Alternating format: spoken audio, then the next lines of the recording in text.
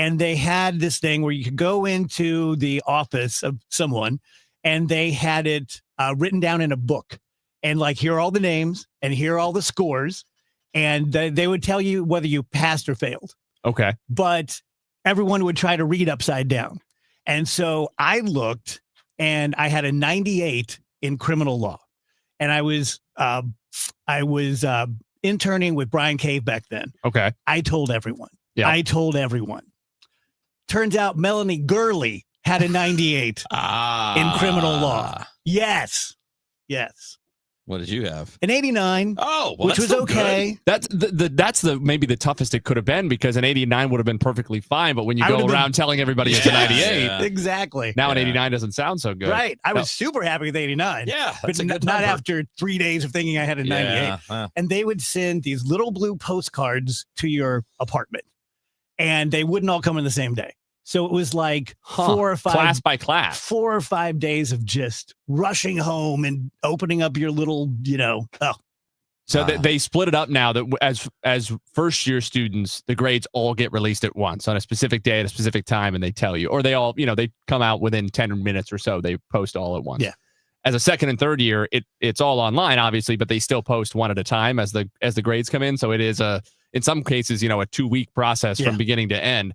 It's funny you talk about having to go like in the before times, like you said. My dad was in law school around the same time, and he talks about with the bar, he took it in Colorado, and the way you found out if you passed was the day that they posted them. They literally put up pieces of paper with the printed names of everyone who had passed and just taped them up on the window of the Colorado bar office in Denver. Wow. And all, these hundreds of people would gather outside and take their turn, walking up, trying to find their name. Wow. It's just, there's something kind of, it's obviously incredibly nerve wracking, but there's something sort of romantic about that as compared to checking your email. Definitely.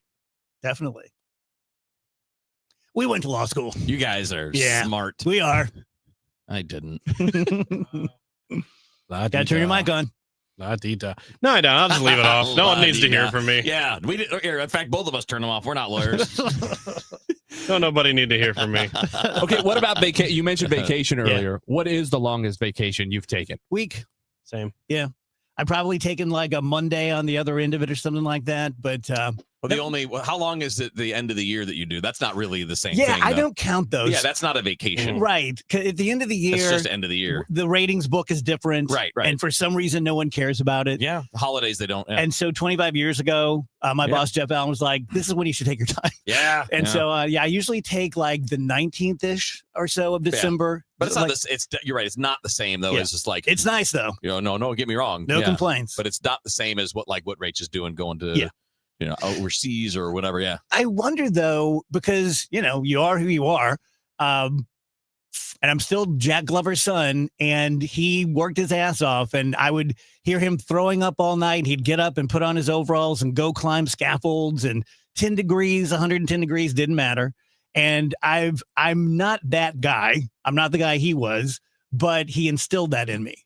And so I wonder if I could survive 2 weeks in Florida or something like that. Yeah, see, it would have to be like the only time I've ever done anything close to that was when we went to Italy, which was 2013 or something like that. And it was just like a station sponsored thing. I did the spots, and then if you sell enough, you get to go on the trip and all that. Yeah. And that was maybe 11 days. But if it's not that, what am I going to do for 2 weeks? Yeah. I'm just going to sit there and be like, well, play more video games. Yeah, it's pretty easy for me around the holidays because it's around the holidays. You got stuff going on. But if I took 2 weeks and stayed at home in July. Yeah. But where would you go unless you're going to do like a cross-country road trip? There just aren't many places where 2 weeks is necessary. Yeah. The Europeans do it.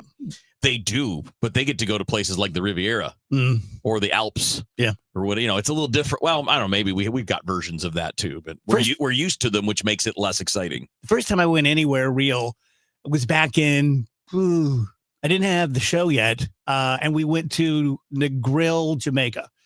And I was just blown away, and had never been to an all-inclusive before. And I was feeling, like Gordon Gekko. And we met some Brits, and they're like, "How long are you here?" We're like, 7 days, 6 days, 7 nights. And they're like, "Oh, we're here for a month." Like, a month. Yeah, I mean, isn't that typical? It's like No. six weeks of annual leave, I think, is typical in the UK. Yeah, it's similar in all the European countries, and that's why they come here. That's the only way they do come here. It's kind of like when we go over there. It's that same idea. If you can't come here for a week, if you're visiting the U.S., unless you're just coming to visit family, you need a lot more time to hit, because one thing that everybody in Europe agrees on is that the United States is so ridiculously big. Like, to them, a 3-hour drive is forever.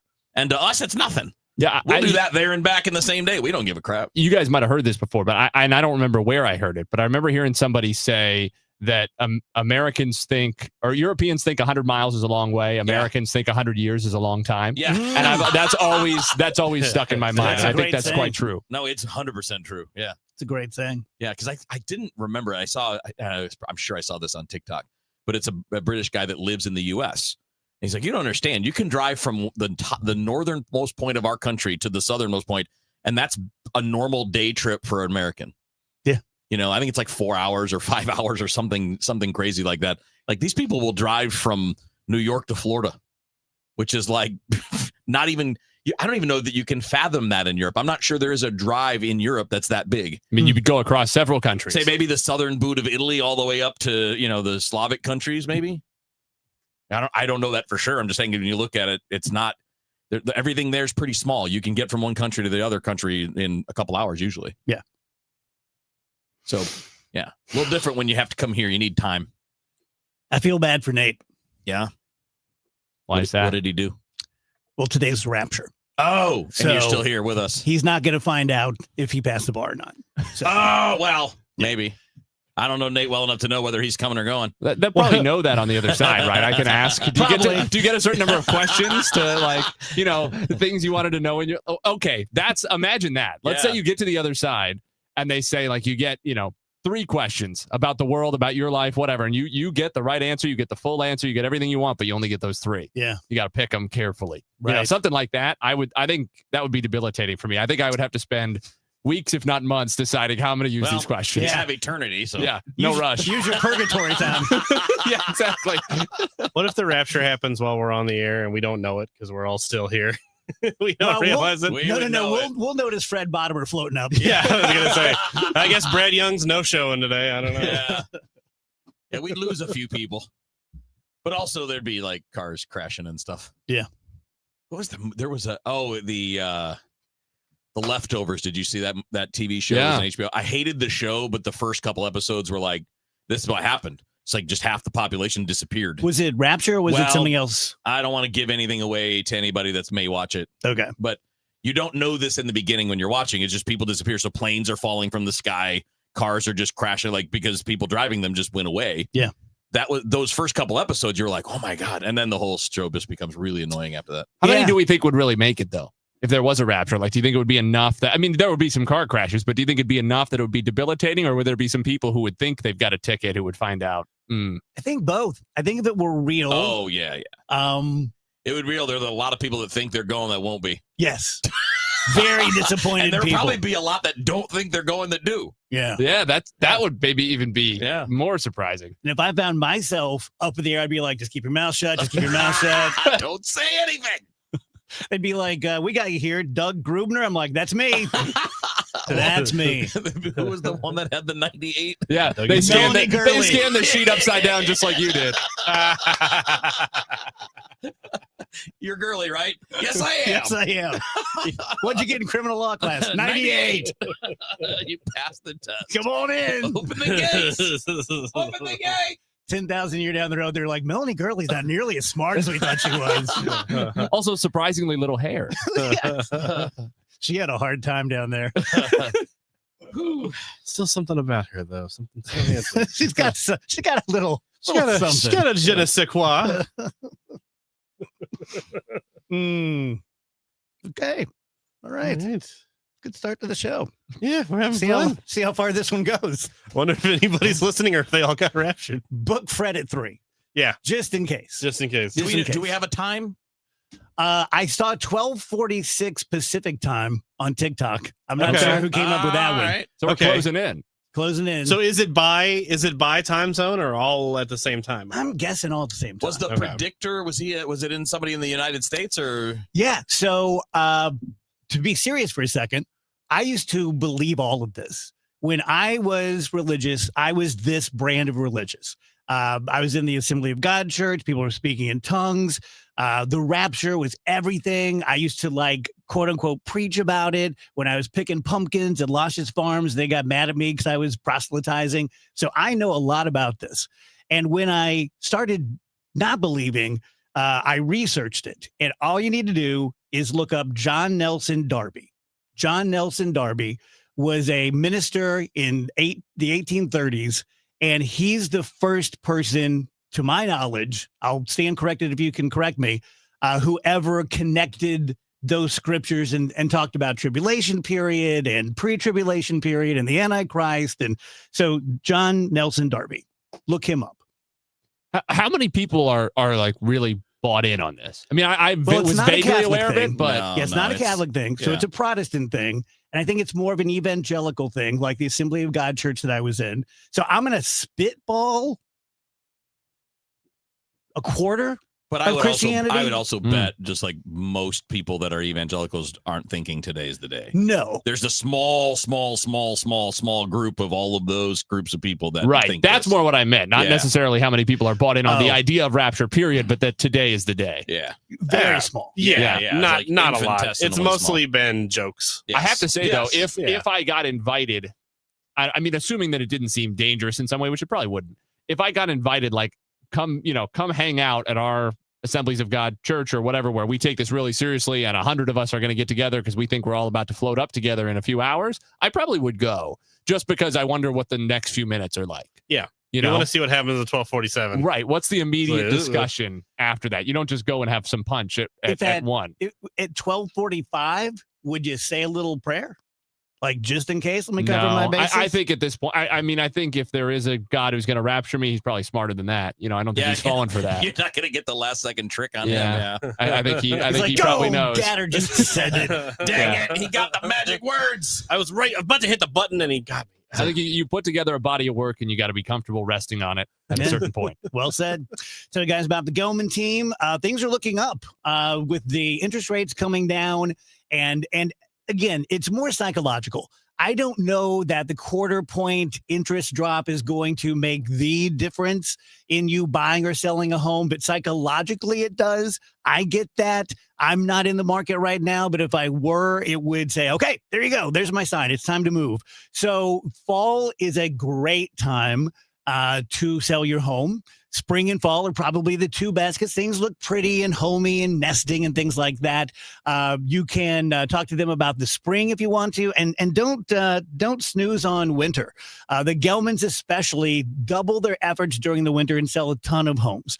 They can tell you right now what they think your home is worth. All you have to do is go to the front page of thegelmanteam.com, put in your address. That's it. If you are moved by that positively or negatively and you'd like to have a discussion, 314-336-1991 for the Gelman team. Certain restrictions apply. Life insurance. Why are you putting it off? Can't afford it? Too much hassle? Think you don't need it? There's lots of excuses for putting off life insurance. But if you weren't there, who would pay the mortgage and other bills? With Ethos, you could be covered in 10 minutes and boom, family protected. Ethos, fast and easy online term life insurance. Up to $2 million in coverage with no medical exam. Some policies as low as $1 a day. Answer a few health questions and get your free quote at ethos.com/radio. That's ethos.com/radio. I'm Ed Evans, CEO of Consumer Cellular. We're dedicated to serving people 50 and up like me. Our needs are different. Big Wireless wants us in an unlimited plan, but if you're not using all that data, you're probably getting used. At Consumer Cellular, we're focused on affordable, reliable plans, including data that suits your needs, not ours. Our plans start at just $20, and you'll get the best customer service in the business. Call 1-888-FREEDOM, visit consumercellular.com/facts or a store near you. Plans include $5 credit for auto pay and e-billing. See site for additional facts. When it comes to affordable term life insurance, everyone's whistling the Big Lou tune. If you're over 50, maybe a bit porky, or have type 2 diabetes, $1 million of term insurance may only cost about $200 a month. Even if you're not in perfect health, call Big Lou, because he specializes in finding big chunks of affordable term life insurance for just about everyone. Don't let diabetes or other health glitches keep you from owning $500,000 to $1 million or more of term life insurance. For affordable term life insurance, call Big Lou. Don't hesitate. Call 800-700-6898, 800-700-6898, or visit biglou.com. Call Big Lou, don't hesitate. 800-700-6898. Call Big Lou, don't hesitate. 800-700-6898. Visit biglou.com. Retiring soon? Get the information you need by joining Kyle Jones and Matt Allgeier of Fira Capital Management for Your Retirement Highway, Sunday mornings at 9:30. Investment advisory services made available through Pine Ridge Advisors, LLC, a registered investment advisor. Securities made available through AE Financial Services, LLC, member FINRA and SIPC. Don't miss Mosby Building Arts Home Improvement Show, Saturdays from 11 a.m. to 1 p.m. on KMOX. One of the last call-in shows where you can get live answers to your remodeling, design, and construction questions. Tune in Saturdays at 11 a.m. 11:20 a.m., 104.1 FM, and streaming on the Odyssey app. KMOX is with you, however you listen, wherever you listen.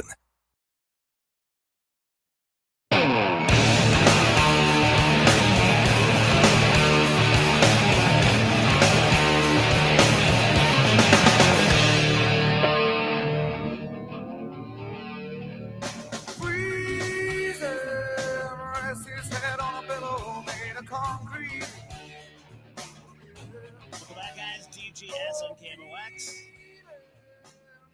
I learned a new phrase today. Dry begging. You ever heard of that? Nope. Kind of. For example, Wheels, if you and I were married and I, under my breath, said, boy, it sure would be nice to have someone take out the trash. That's called dry begging. What? Telling someone what you want from them without actually telling them what you want from them. That's just passive aggression, right? I was going to say, why do we need a like new I said, name? everything has a new name. Yeah. Yeah. Yeah. Also, if you're just going to say that, just say, could you please take out the garbage? It sounds much better. Oh, yeah. It's for people who can't be direct. I got you. Yeah. I got you. Because like you are saying the same thing. Mm-hmm. Just one can sound like, please do me a favor. And the other one can sound like, man, I hate you. Mm-hmm. Mm-hmm. Yeah. Yeah, because I think one is sort of, hey, it has the tone of maybe you forgot about this or something like that, as opposed to, wow, you're so lazy, you haven't done this. You're incompetent, whatever. I can't believe you haven't done this thing already. It's sort of, you have already failed, as opposed to like, just giving you a reminder. Yeah. Yeah. Do you think that I don't know where you would do it or what level you would do it. Do you think human beings need more communication skills taught? Because I think a lot of problems that pop up because people aren't good at that. They're not good at saying what they need to say, or finding the right way to say a thing. So I'll use my it's not a big deal anymore, but for a long time, it was a big deal for me and my dad. My dad would say things in a very aggressive way. And then I said, if you just said that slightly differently, you would get a different response from everybody around you. It's an interesting question. One I've not really thought about. It's kind of obvious, but, Nate, I'm sure, is going to pass the bar, and someone, hopefully Phoebe, passes, her junior year at KU. But what kind of passing grades would we all get on communication? Not fancy. No. I'm talking basics, just like effective. Yeah, effective communication, right? Like how do I get the result that's best? Yeah. In a way that's also not going to potentially turn someone against me. Because say I want the garbage out, the example you just used. Yeah. I can say it a lot of different ways. A lot of ways. I can be like, take the damn garbage out. I can say, hey, could you please get that? Really would appreciate it. Or I can do the thing you're talking about, which is under your breath. Man, I really wish someone would do something and step up and take the garbage out. Every one of those things could accomplish the same goal. Yeah. But they're all going to have different residues remaining after the fact. Yeah, I've always had this theory that we only have maybe a 10% band in the middle of effective communication. Yeah. Because below it or above it, doesn't matter, we have a lot of gossip and a lot of backbiting and a lot of ineffective crappy talk. And then on above it, we have a lot of aggressive, gee, damn it, blah, blah, blah, blah, blah. Yelling, That's not, And I've just picked the number, like, it seems like we have about 10% effective speech. It's hard to run a railroad with 10% effective speech. I think a lot of people, and I imagine this is only becoming more true with, younger people who are digital natives and therefore do a lot more of their communication in indirect or in not in-person formats. But I think a lot of people just struggle with the idea of being direct without being emotional or agitated or angry. I've struggled my whole life. They think of direct as conflict already in and of itself. And so it doesn't make sense to do it unless you're angry or you have some kind of problem. I've caught myself having a hard time. Like if I say to one of my friends or whatever, like, I think what I'm probably going to do is just stay home, whatever. That means I'm staying home no matter what. Yeah, but I use the word probably at times when what I mean is absolutely I made up my mind. And when you sell it softly, and then I'm like, why are they giving me so much pushback on this? It's like, because you're like waffling at them. But also, if you come out real harsh from the word go, hey, you want to go, and you just type back no, absolutely not. That's gonna be like that's why you got to play those games, and maybe something should be taught. Yeah.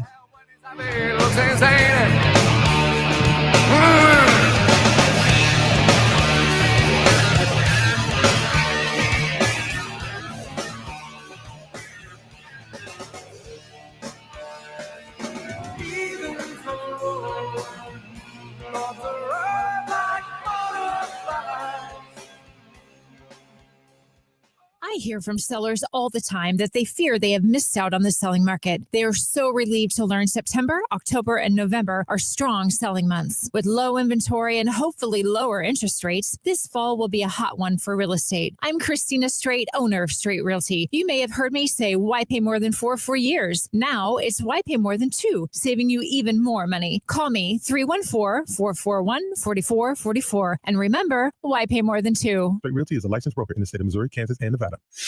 At 5, when others are running out of steam, the Redbird Rush Hour hits the gas. Kevin Wheeler, Matt Pauley, and Bernie Miklasz bring sharp analysis, fresh insight, and no recycled takes. Real baseball talk for fans who know the game.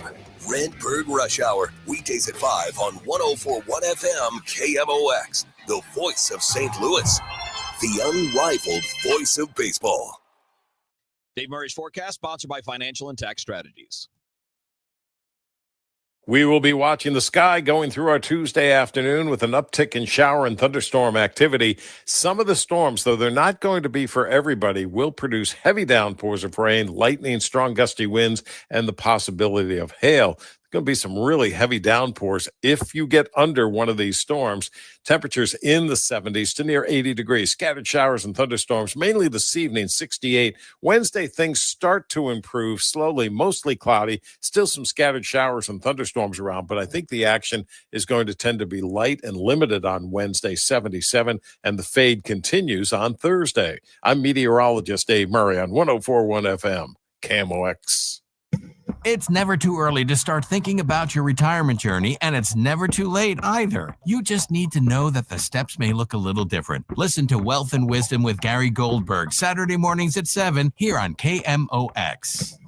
We all hear the radio ads about the IRS. They tell you to be afraid, to be scared, and they try to frighten you into calling. I'm not here to do that. Tax Relief Advocates is different. TRA is here to tell you that if you owe money to the IRS, whether it's $5,000, $50,000, or $500,000, we have a solution. It doesn't matter if you're sitting in your car, at work, or with your kids. No matter where you are, call now. 800-575-6481. Don't lose hope. TRA can eliminate or reduce what you owe to the IRS. Generous programs are now available that can give you a fresh start. Our passion is taxes and helping individuals fix their IRS problems. We have over 1,000 5-star reviews on Google and an A+ with the Better Business Bureau. You don't need to be afraid of the IRS any longer. End your tax nightmare today by visiting us online at TRA.com or call 800-575-6481. That's 800-575-6481.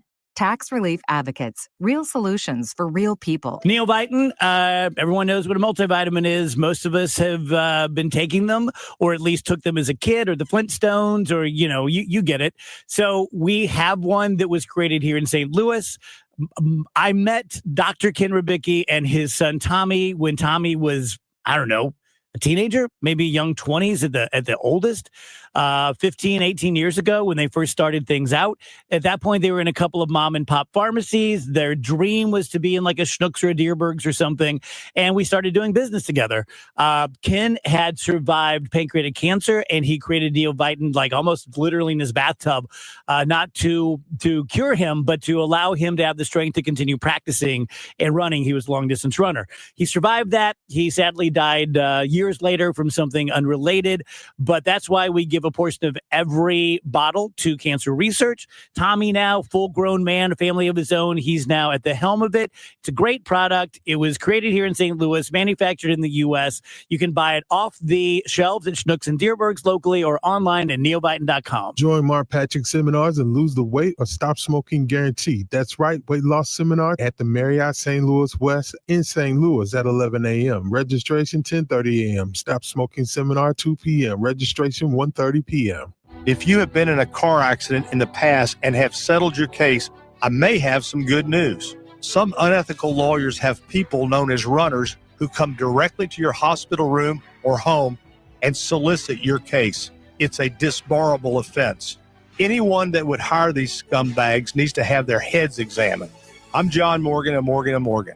Now for the good news. If this happened to you, we will sue these lowlifes and fight to get all your fees back. And then look and see if these bottom feeders also malpracticed your case and sue them for that too. You have nothing to lose and everything to gain. Visit forthepeople.com for a free consultation or call Pound Law on your cell, pound 529. If someone does this to you, call the Bar Association and report them. Let's fight these bums. Morgan & Morgan. forthepeople.com. Injured? Dial Pound Law or visit forthepeople.com for an office near you. Today, the Cards, the Giants. Cameron Total Access 750. Cardinals Radio, 104.1 FM, KMOX.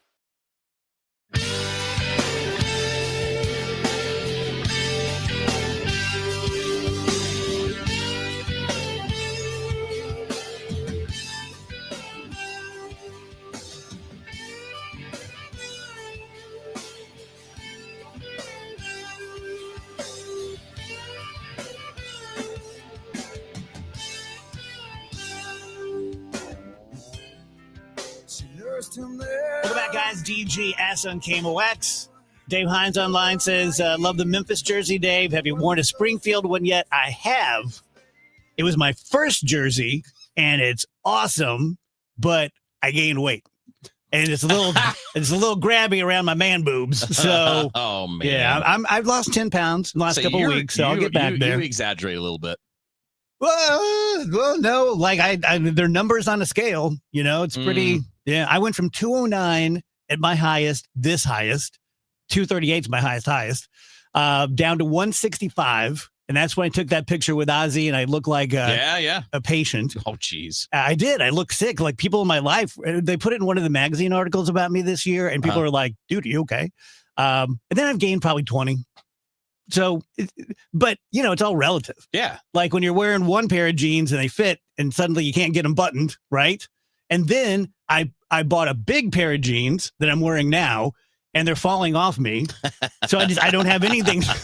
I'm a tweener. So now you need an in-between pair? Yeah, I do. Yeah. Yeah. At this stage in life, I just need to find a weight and just go, this is it. This is what I do. Yeah. This is who I'm going to be. Although at a certain point, you've accumulated enough clothes for that within a window, you're okay. Well, that's the problem I have is that every piece of clothing I own, I buy used on eBay. And then I just like throw it away. If it's like, oh, I'll never wear that fat shirt again. And then I'm like, but where's my fat shirt? We're having I think it's an interesting conversation. Nate was asking me, Nate just graduated law school and took the bar. He'll find out tomorrow. I'm sure he'll pass. But ask me if I miss anything about the law. And I thought my answer was kind of interesting. Maybe we'll spark a conversation here with you guys. I miss the aesthetic. I miss because I went from being a dumb jock to being at WashU Law School, just in a blink of an eye. No ramp up. So I really leaned into it. and, found that I could keep up with my fellow students. And that was a good time of life for me. Like, I'd never felt smart before. My mom and dad, God love them, God rest their soul, kind of led me to believe that I was stupid, like real stupid, And so it was just, it was fun. And being a lawyer, I loved to travel and, spent my first 3 years in Alaska, and big desks and assistants and things like that. It wasn't for me, but I missed that. Is there anything in your life, a stage, where maybe it wasn't right for you, or maybe it was? Like, Kev, I'm sure you really miss the aesthetic of college baseball. Everything about it. The smell, the sights, the feel, the camaraderie. You know what I mean? Yeah, unfortunately, people told me I wasn't good enough to keep doing that. Huh? No, but if that would be the thing, because everything else has been stuff I wanted to do. That, like, it's all radio. It's all, talking about sports. Yeah. Until joining DGS. So yeah, it's definitely being on a team, even if you're not really one of the main players, because I wasn't. Do you have regrets about that, No, or not bad really. feelings about that? Not really. No. I mean, I always thought back then, I'm like, they just got to give me a chance. I was like Uncle Rico. Yeah. And then the more you look at it, and like, they were probably right. See, my experience as a college athlete was I was the fastest guy on my team, but I was never going to win a race against another school. Gotcha. Like, we just didn't have a good program. Yeah. Clearly, because I was the fastest guy on the team. Yeah. So I was kind of like you. I knew traveling to the Florida relays or, Drake or whatever it was, I was going to run a couple races. I just feel I like wasn't going to win. If you're a competitive person and you're in that environment, if you don't actually think you're a little better than you are, I think that's part of a problem. Mm-hmm. Like, you should, I think, believe you're better than maybe you really are. Interesting. Because I think that's how you compete with people that are better than you. So, like, I would have I didn't like brag about it. I didn't talk about it. I just always told myself every day, I don't care who else is on the field. I want to be the best player on the field today. And for a while it worked. And then for a while after that, it didn't work anymore. Mm-hmm. But the point is, I think every competitive person, I don't care if you're a lawyer, I don't care if you're a radio host, I don't care if you're in sports, whatever you're doing, if you're in the field where you're competing, which is a lot of things. I feel like you should think you're a little better than you are. Interesting. Because if you're thinking that you're less than you are, you're not going to push, and you're not going to compete, and you're not going to try to do more and take on bigger opponents or whatever. And if you're right on the money, that's fine too, I guess, but I'd rather overshoot. I think you're a better psychological place, because belief is important in competition. If you don't believe it, why should someone else? Why should your coach believe it if you don't? And then that's just, I don't know where that came from. Maybe it's partly my dad, kind of his way of teaching me as I was growing up. But if you don't have that, it's okay to be wrong about that. So how did you handle it when you found out you were wrong? Not great at first. Like, I didn't like it, but and I disagreed with it at the time when the way it was being put to me, because the way it was put to me was, you're just not playing. And then eventually it was, you're not good enough to keep playing, so bye. And it wasn't as direct a conversation as that, although a couple people it was. A couple people like, you need to do something else. Like coaches. Yeah, scouting type people. Yeah, people that were evaluating. But yeah, coaches too. Where, my direct coaches were pretty good. They're always encouraging. They're always like, hey, keep working. Because if the guy in college like me, that's the bottom of the totem pole, if that guy's pushing and working hard, he's pushing the guy in front of him. Yeah. And then that guy's going to, so you want that dynamic. You should encourage that. Yeah.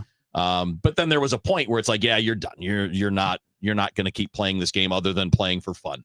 And I didn't like it or agree with it at the time, but then I, doing what I do, realized that it was correct. They were right. Like, if I can go back and self-evaluate, and if I looked at myself as a 20-year-old player, I wouldn't think that person was going to go anywhere either. But at the time, you don't agree with it. At the time, you're like, nah, you guys are just wrong. I'll find a way to prove you wrong. But obviously, you can't always. But also, I have to push back a little bit. You are judging your talent and performance based on University of Miami.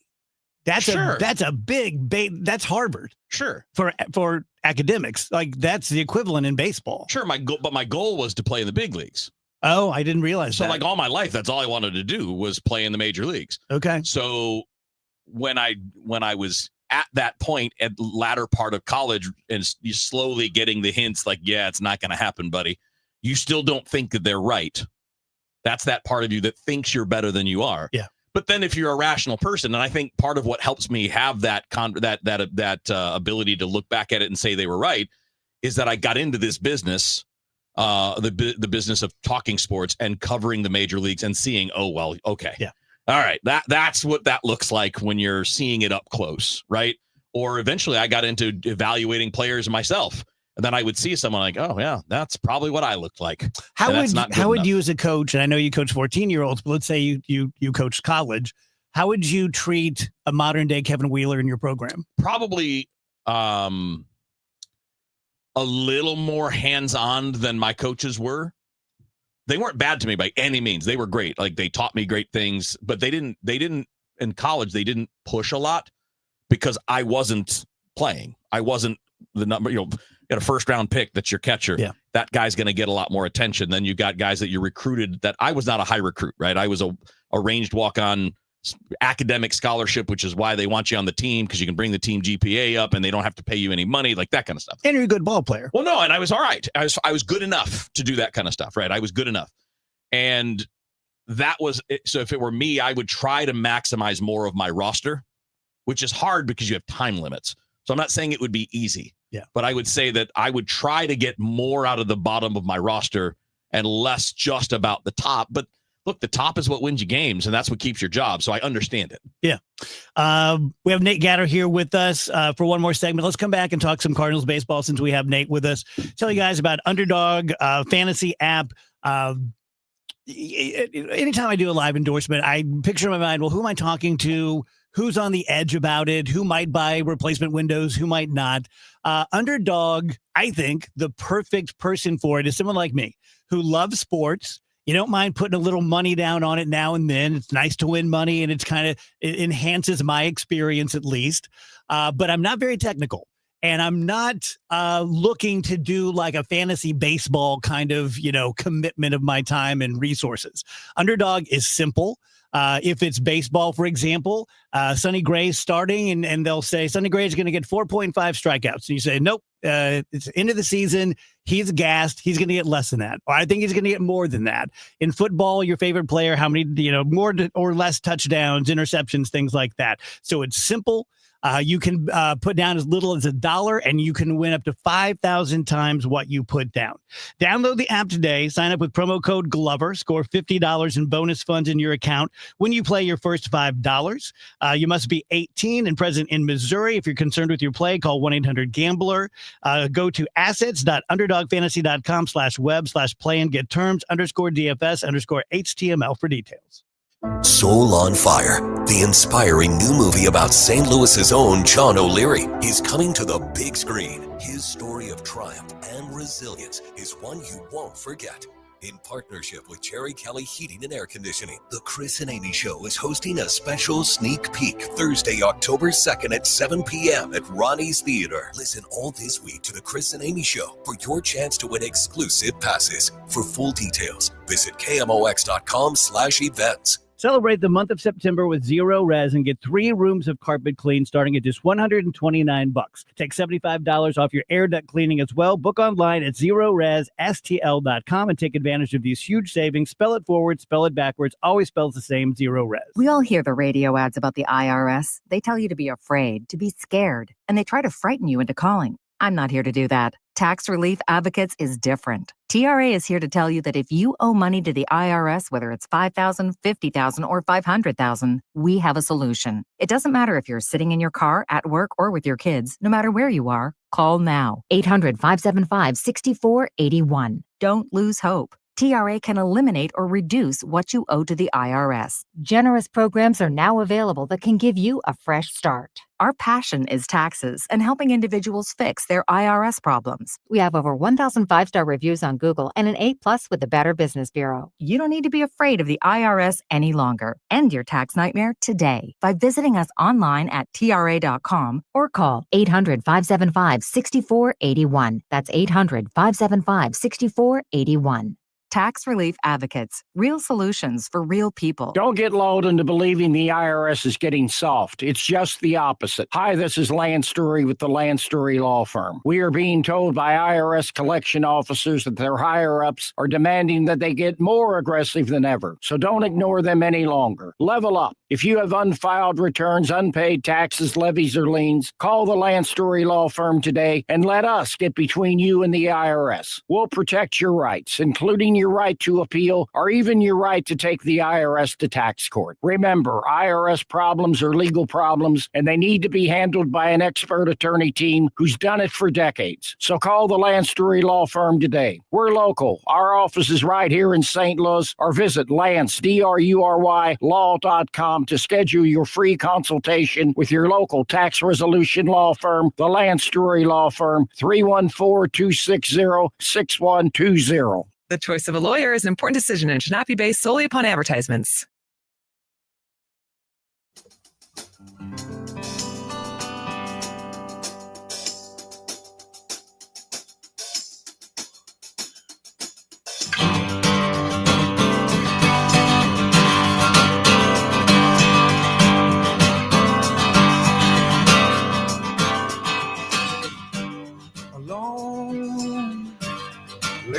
Last breakfast table in an otherwise empty room. Welcome back, guys. DGS on KMOX. Nate Gatter's here with us. Let's take advantage of Nate. Let's talk some Cardinals baseball. So Major League Baseball did what today? So they brought in automated balls and strikes for the first time in history. Tell me what that means. So it's going to be a challenge system. It's not going to be full robot umpires, right? But every pitch that's thrown can be challenged. But each team gets 2 challenges. Every time you're right, you keep it. And if you're wrong, you lose it. So you can be wrong twice. Okay. You can be right an infinite number of times. Okay. But you can only be wrong twice as that goes. The only people that can challenge a pitch are the pitcher, the catcher, and the hitter. Mm-hmm. Dugout cannot have any influence. It cannot be anybody else. There's no review. There's no replay. So it'll be pretty instantaneous. Yeah, right? I was going to say the decision has to be made pretty much immediately. Oh no, yeah, it's immediate. Like and they just have to tap their head. Pitcher, catcher, hitter tap their head. Okay. Umpire will signal upstairs. He'll get a call back that said, "Yep, that's a ball," or "Nope, it's a strike," or whatever. Yeah. And then they will. From my understanding, is they're also going to post the visual on the scoreboard in the stadium as well.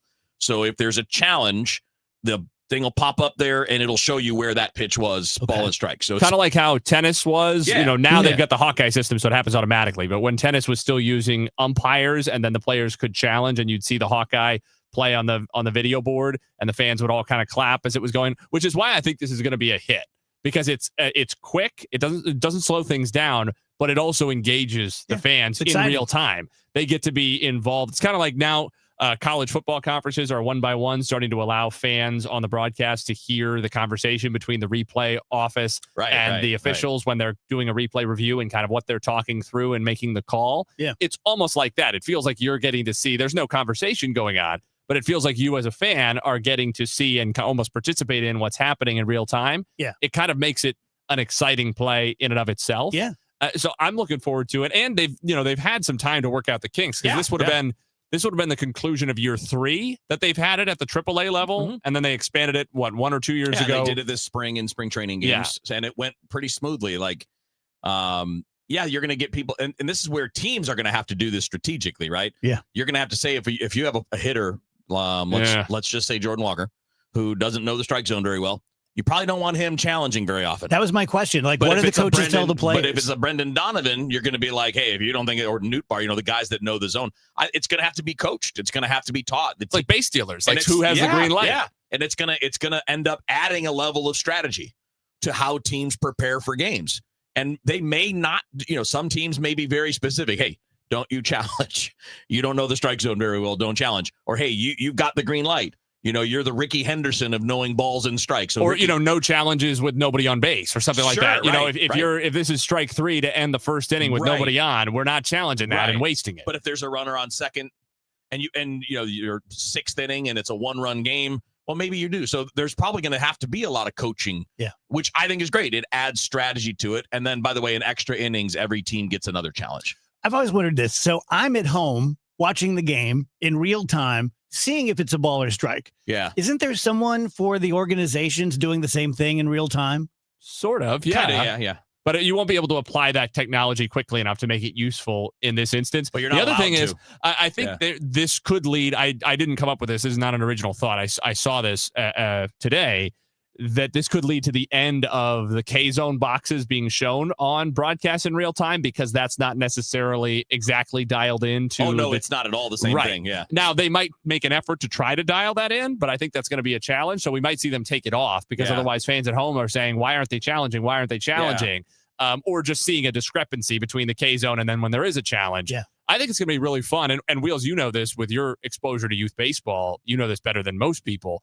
I feel like with every passing year, certainly with every passing half decade, we are taking so much baseball sense and authority away from players and putting it in dugouts and in coaches' control. We've seen this in college baseball. They basically don't let the players make any decisions ever. No, nothing. And that's starting to expand to professional baseball now because of, the communication systems has been a big part of it. Although still, I think, for the most part, catchers are calling the game at least. It might change. It could change. So this is something that can't be outsourced to the coaches and to managers. Yeah. This has to be done by players who have to have this kind of broad baseball sense of not just was that a strike or a ball, but is this the right moment in the game to challenge? Yeah, it can't just be a selfish move.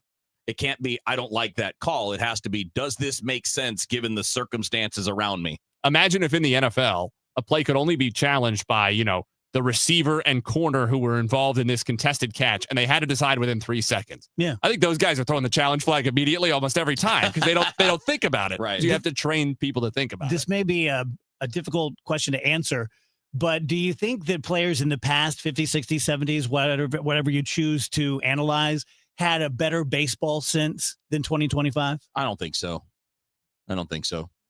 Different. It's a different thing, like, because they didn't have as much to know.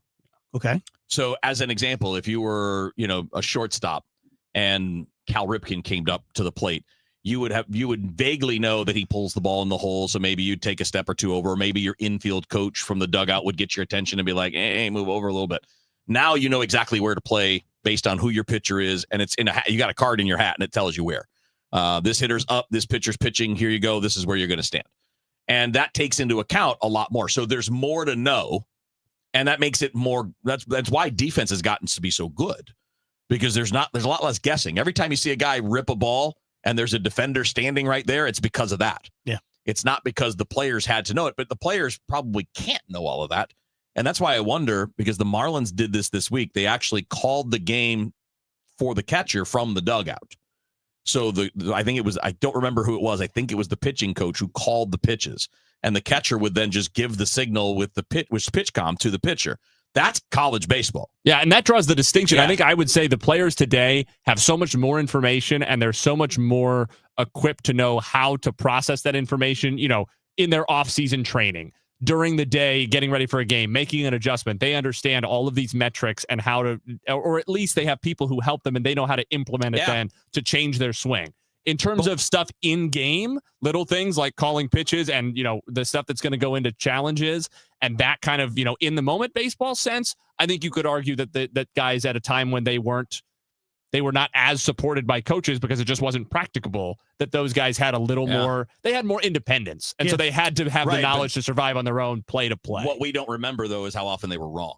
Right. No, that's very fair. That's very fair. Thank you, Nate. Appreciate it, man. Appreciate you. Tell you guys about Lombardo Homes. I'm going to show you my copy. I never do that, but that's my copy. And I'm going to go off it today and just talk to you kind of from the heart about it, since, like I said, we're talking about the Gelmans, that the interest rates have fallen. This could be a time when you are more serious about building a home.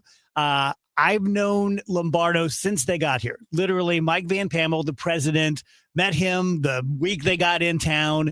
I famously said, it's going to be a tough putt for you guys. A lot of great builders in St. Louis, and they completely proved me wrong. They have just done everything right.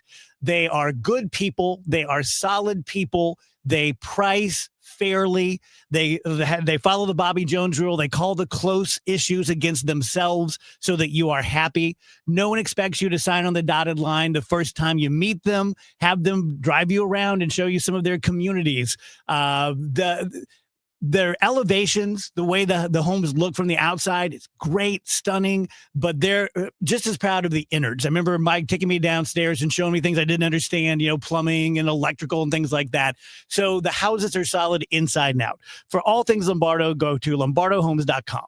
Hey, this is Debbie Monterey, and some of you may know that I moved my mother to St. Louis about a year ago because she's aging and I needed to help her with day-to-day things, including getting her estate planning together. I recently met with the folks at Jansky Law. Martin Jansky is an elder law attorney, and that's exactly what he does. Everything from your power of attorney to advanced estate planning, including probate. Maybe you have your estate documents completed, but a nursing home could be in the future for you or a loved one. Jansky Law can help with pre-crisis and nursing home planning as well. Martin Jansky has 30 years of experience, young or old, no matter what your age. If you love your family and want to make sure that your wishes happen or help them ensure theirs do, call Jansky Law at 314-881-6141 or online at janskylaw.com. That's with a J, Jansky law.com. Again, jansky law.com. The choice of a lawyer is an important decision and should not be based solely upon advertisement. You're listening to Leaf Filter Radio, and the guru of gutter protection himself, Chris Coonahan, is here to take your most pressing leaf-related questions. Hey, everybody, Chris here. I understand we have Ron on the line. Ron, where are you calling from? Uh-oh. Ron, are you calling from a ladder? Well, I was. I wanted to ask Chris what I need to do to get my gutters ready to have Leaf Filter installed. Oh, Ron, you don't have to do anything. A Leaf Filter Trusted Pro will come out and clean out your gutters, realign and seal your gutters, and install Leaf Filter, America's #1 gutter protection system. So I didn't need to get on this ladder? Ron, Leaf Filter Trusted Pros are in your neighborhood and ready to help. Just visit leaffilter.com/deal to schedule your free gutter inspection and get up to 30% off. Thank goodness. What was that site? That's leaffilter.com/deal for your free gutter inspection today. See representative for warranty details. Promotion is 20% off plus a 10% senior or military discount. One discount per household. Hey, this is Charlie Brennan along with Dr. Colleen Bosler and Dr. Adam Voss at the Audiology Center. When was the last time you really enjoyed a conversation without straining to hear? Charlie, so many people think hearing aids just make things louder. But that's old technology. Today's hearing aids do so much more. Exactly. With the dual chip technology, our hearing aids actually separate the speech from the background noise. Which means at a noisy restaurant, you'll hear your friends and family, not the clinking dishes. And the best part, your brain doesn't have to work overtime trying to fill in the blanks. So that keeps your mind sharp, your conversations easy, and your relationships stronger. Because hearing well isn't just about sound, it's about staying connected. Thanks, Doctor. Call the Audiology Center today to schedule your annual hearing evaluation. Don't miss another moment. Call 636-441-7470 or visit theaudiologycenterstl.com. The trusted voice of St. Louis. KMOX AM St. Louis. KMOX FM Hazelwood. Always live on the free Odyssey app.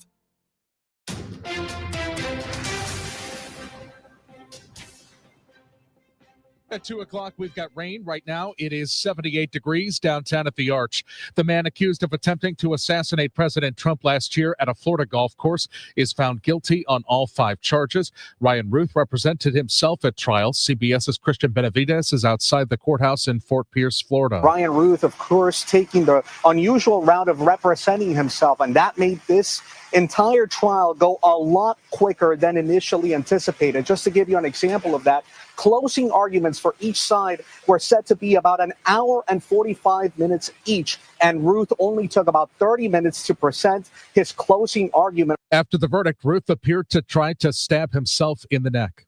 At the United Nations General Assembly in New York, President Trump met with Ukrainian President Zelensky and praised Ukraine for holding its own in the 3.5-year war with Russia. Frankly, Ukraine is doing a very good job of stopping this very large army. And when asked if NATO countries should shoot down Russian aircraft that might enter their airspace, the president responded yes.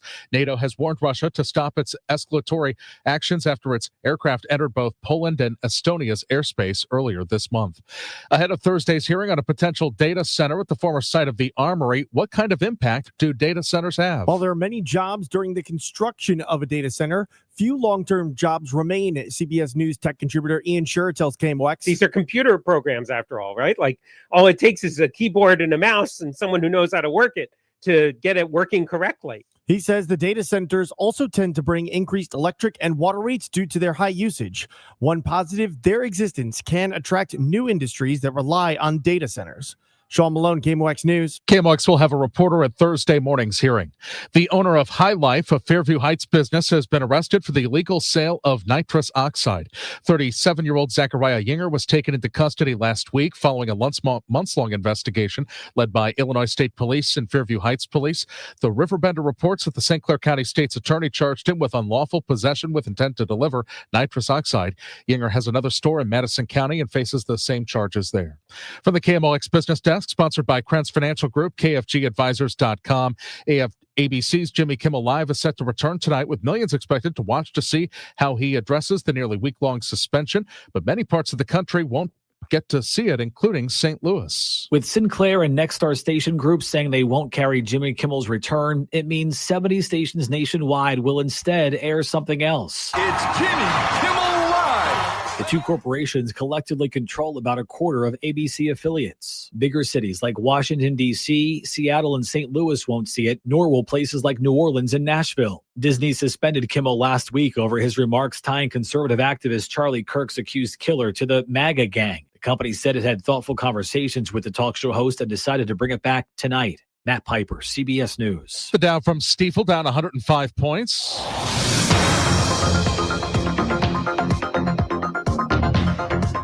The ramp of Illinois 3 going northbound at 55, 6470 is closed at the moment. Also, we've got a crash on 55 southbound at Germania. We've got some debris on 44 going west at Big Bend. That's got the left 3 lanes closed there.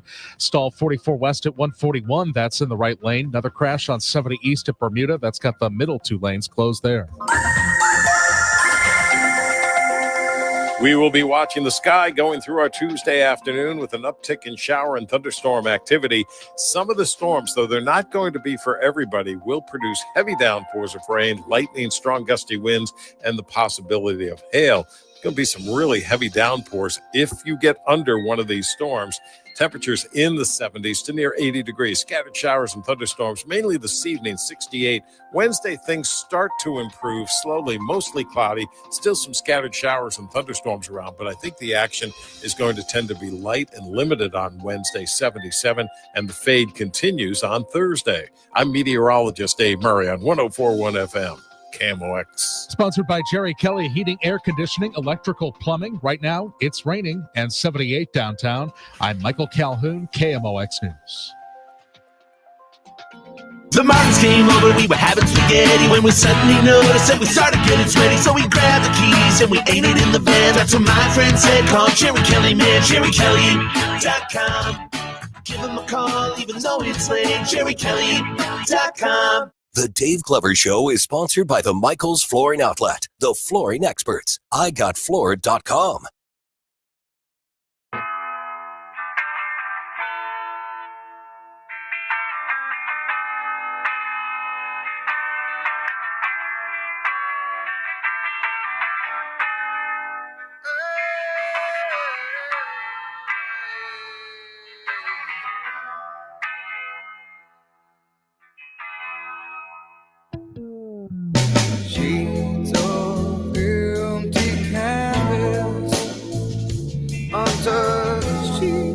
Welcome back, guys. DGS 104.1 FM KMOX 205. My favorite guest, Brad Young, joins us. Hello, Brad. Hey, Dave. I mean this in all seriousness. I'm not making fun. I've been making some fun of today's supposed to be the rapture, but I know that you are a believer, and I was just wondering if you're that flavor of believer and what how you feel about it. No, I mean, if we want to dive into some of these topics, there are some indications in the book of Revelations of things that have to happen before the apocalypse happens. And I know that reading newspapers and trying to apply biblical prophecy to newspapers is a fun parlor game, but in reality, it's fraught with peril. Everyone who's ever predicted that, as of today, has been wrong. Yeah. So that's not a parlor game that I engage in. Yeah, you're a smart guy. I wouldn't have expected any less. Let's talk about Jimmy Kimmel. So I'm looking at CNN right now, and it says Jimmy Kimmel to address suspension in tonight's monologue. So I would like a legal breakdown from you. I know you haven't seen Jimmy Kimmel's contract, but just kind of assuming what's in it, and then just sort of politically, socially, how this thing hits you. Well, first of all, it makes Disney look really bad from that perspective, even though private companies are clearly allowed legally to fire someone absent contractual obligations to the contrary. They're allowed to fire people for any non-discriminatory reason, and discrimination does not include political beliefs. So that can happen. Usually contracts like Jimmy Kimmel's they contain these clauses called moral turpitude, which is fun to say. I mean, bring it up at a party. It's kind of fun to throw that term around. But moral turpitude really just means things that make the network look bad. And there's no question that what Jimmy Kimmel said was factually wrong when he said that the shooter Robinson was actually a MAGA person. There's no evidence of that. There's no truth to that. So ABC is within their rights to do what they did legally. The problem is I've had with it, as you know, from last week, and I got a lot of feedback on our conversation last week. But the problem legally is once you get Brendan Carr at the FCC stating that if ABC doesn't take care of it, we can either do this the easy way or the hard way. That is where it becomes problematic legally when you get the government involved. Yeah, from a practical standpoint, just kind of playing this out in my mind, I may be wrong, but I don't see a way that Jimmy Kimmel comes back tonight, says something that mollifies the right, and they go, okay, I guess he can stay. It's fine. And Disney lets out a sigh of relief and they make their money back. Like, I just feel like there's 1 out of 100 ways it could go right and 99 ways this could go even wronger. Well, let's just be honest. There's nothing that Kimmel is going to say. I don't even think he's going to apologize. There's nothing he can say that's going to make anyone feel better on the right.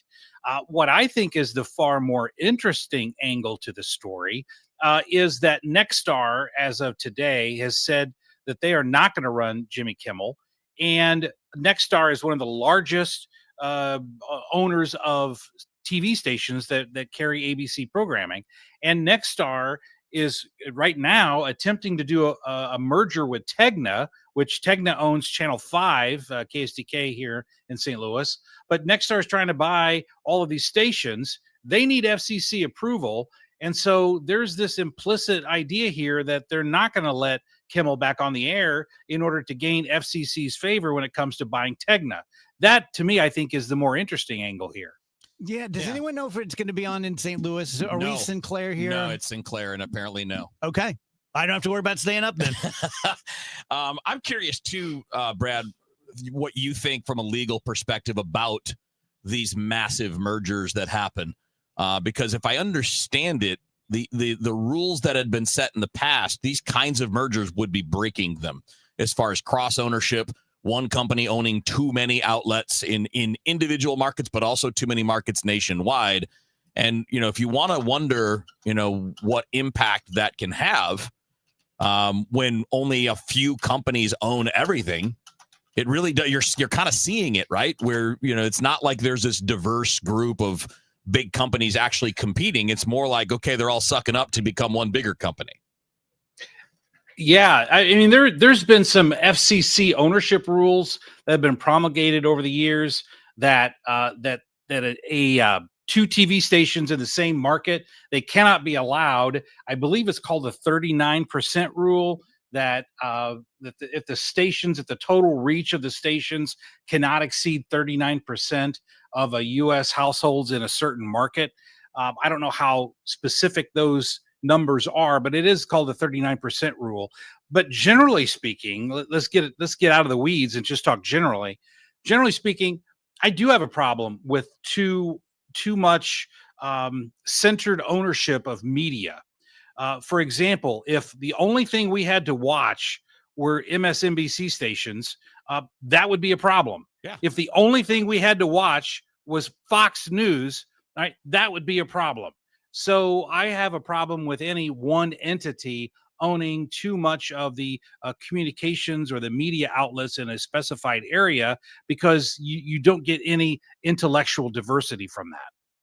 It's an interesting thing because I know it's different. I don't know that they were political things, but there was a video highlight reel a bit ago from, I think it was all of the Sinclair owned news stations in the local markets, and they were all just repeating the same script, right? They would have the whole news staff repeat the same script, and it was something related to politics, but it wasn't advocacy. It wasn't join this party or join this, but it was like they were made to do this across the country by the company, which is an interesting dynamic. I find that to be, I don't know, odd, probably the best way to put it. Like the St. Louis station shouldn't be run and be expected to say and do the exact same things as a New York station or a Louisiana station or whatever. It's just kind of weird. Right. But unfortunately, that's the way of corporations, right? That companies buy up other companies, and then you get 2 or 3 companies that run everything. That's why I knew years ago when we had all these streaming services, I said publicly that eventually we're going to have 2 or 3 streaming services because they're going to buy up all the other ones. And, we're not there yet. All right. But we're moving in that direction. Disney buys Hulu. I think somebody else is going to be buying Discovery Channel. I mean, all of these buyouts happen, and then you only get 2 or 3 players. That's exactly what happened in the cell phone market. There used to be 30 or 40 different cell phone companies, and now you've got 3. So that's an unfortunate reality, but it's a problem when you don't have any intellectual diversity in a media market. Brad, can I ask you a big political question that I didn't prep you for at all? You can always throw anything at me. It's not a problem. The president was giving an address at the UN today, and I saw a statistic that something like 95% of the countries in the world want a 2-state solution with Israel and Palestine. The president evidently does not. I fall on my sword. I do not know a great deal about this. I always say that you shouldn't have an opinion on something you can't talk intelligently for 60 seconds about. I can't talk intelligently for 60 seconds about this. I shamefully don't even know who owns that land. Is it Israel and they're just letting the Palestinians stay because they're good guys? Is it someone else? Can you just sort of give me your rough outline of this topic? Well, generally speaking, Israel does own the land where the Palestinians are currently located. I guess the counter argument, you see on the one side, 90 or 95% of countries want the 2-state solution, but most of those countries don't have a pony in the race. They're not going to be involved with sending troops to enforce it. They're not sending any money to help make it happen. So it's always easy to have an opinion about something when you don't have any skin in the game, right? Mm-hmm. So when you look at the flip side of that argument, and I'm trying to give a balance to both sides, the flip side of the argument is in the Middle East, I believe there's either 11 or 13 Muslim nations that are encircling Israel. And so the flip side of the argument is, why do we need another Muslim nation taking property away from Israel whenever there's all of these other countries that could easily absorb the Palestinians without the need to force Israel to divest land that right now is lawfully, at least however you define lawfully, it's lawfully theirs. Mm-hmm. Best explanation I've had. That's pretty good. Well, to do it, to summarize, here's the issue. Brad Young, summarize the entire Middle East issue in 30 seconds. Go. Yeah. I mean, that's that's kind of hard to do. We dealt with the rapture in 20 seconds, so. Hey, that's radio. We'll be right back, right? Yeah, I love it. Brad, the second story I ask you to prep, I don't understand it. I just saw the headline that the Supreme Court is taking up the issue of who the president can fire and not fire. Yeah, let me try to boil this down to the nuggets here. And that's what, and this is how it works. Right now, we saw this issue with Trump trying to fire Lisa Cook from the Fed Reserve. He's also trying to fire other members of what's called their independent agencies. The problem is when you go back to the Constitution, here's the issue. There was a case from the 1930s.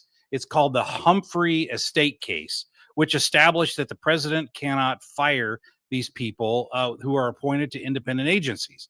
And that's been a doctrine since the 30s. Here's the constitutional problem with that. under the Constitution, it says specifically that all executive functions reside with the president. And these agencies do executive function things. They enforce the laws. They apply the laws to certain specific situations. They'll fine you and arrest you if you violate them. Those are all executive functions. So the question becomes, does it violate the Constitution to say the president can't fire someone at an agency when the agency does executive power functions, which under the Constitution is exclusive to the president? That's the whole issue in a nutshell that the Supreme Court's going to decide in December, I believe it's set for oral arguments. Which side of the scale is your thumb on? Well, if you look at the last 15, 20 years, the court has been moving closer and closer to essentially overturning that Humphrey decision and stating that if an agency has any executive function at all, it's under the executive branch and the president's in charge of the executive branch. Since the court's been moving in that direction for the last 20 years, I think that this will be the nail in the coffin of that 1934 case, and it'll make all of these agencies come under the executive branch. Now, do I like that? I don't. I think it eliminates diversity of thought. It creates basically political appointments where these agencies do nothing but enforce the will of the president. I don't think that helps us, regardless of whether it's right or left on the presidency. But constitutionally, I think that's probably the right call. Anything from Brad before we let him go? You nailed it. Thank you, buddy. We appreciate it. All right. Thanks, guys. Great to talk to you.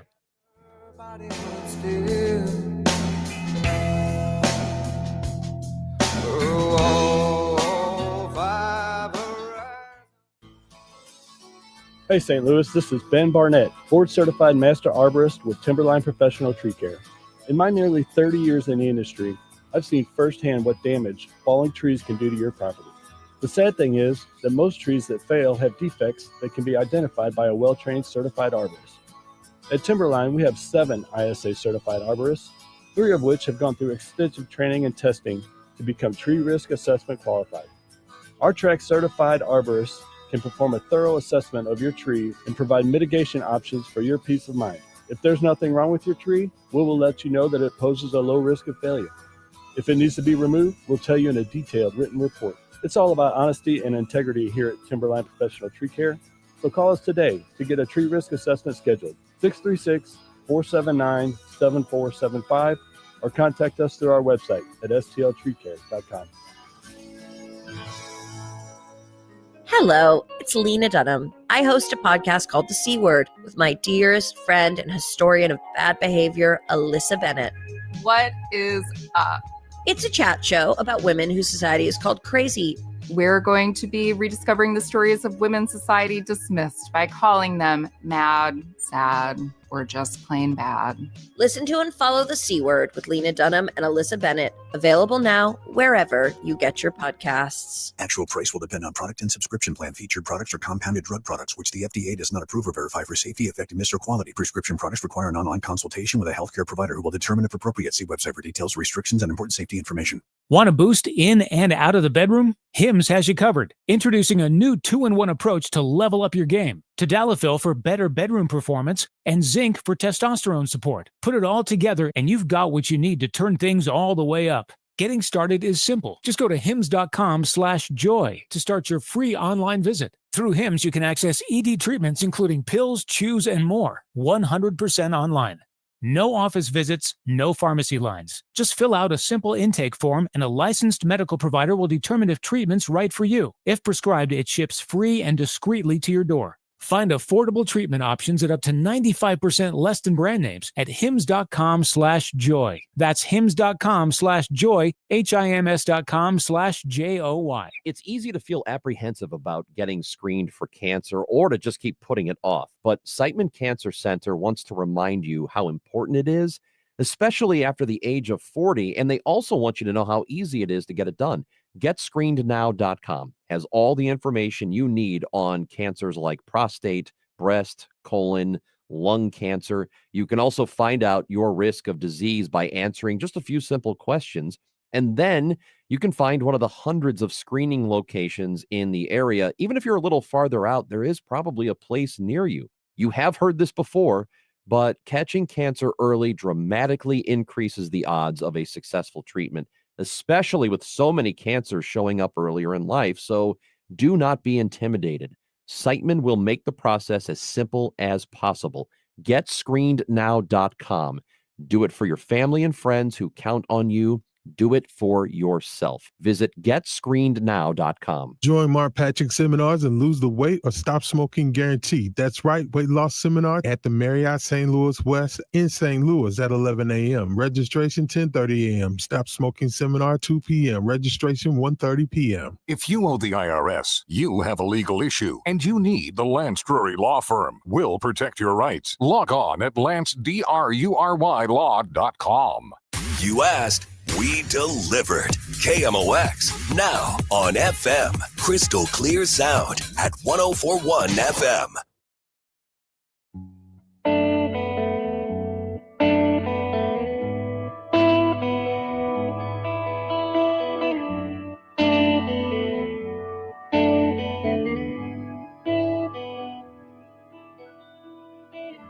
Wait. 222 DGS on KMOX. Got some rain. Is it falling out there, Andrew, downtown? It's falling. Okay. Looks nice. So Dave Murray will be with us about an hour from now, and looks like it's going to be in the next couple of days, which I'm down with. Love it. Down to a little cozy weather, down with my lawn getting watered, my shrubbery's not dying. Yes, sir. I've realized that my only relationship with weather is whether or not it's difficult for me to drive or it interrupts coaching schedules and makes disasters. So you don't have weather moods? No.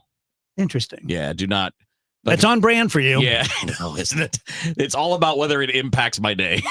Does it make my drive home 15 minutes longer? Then I hate it.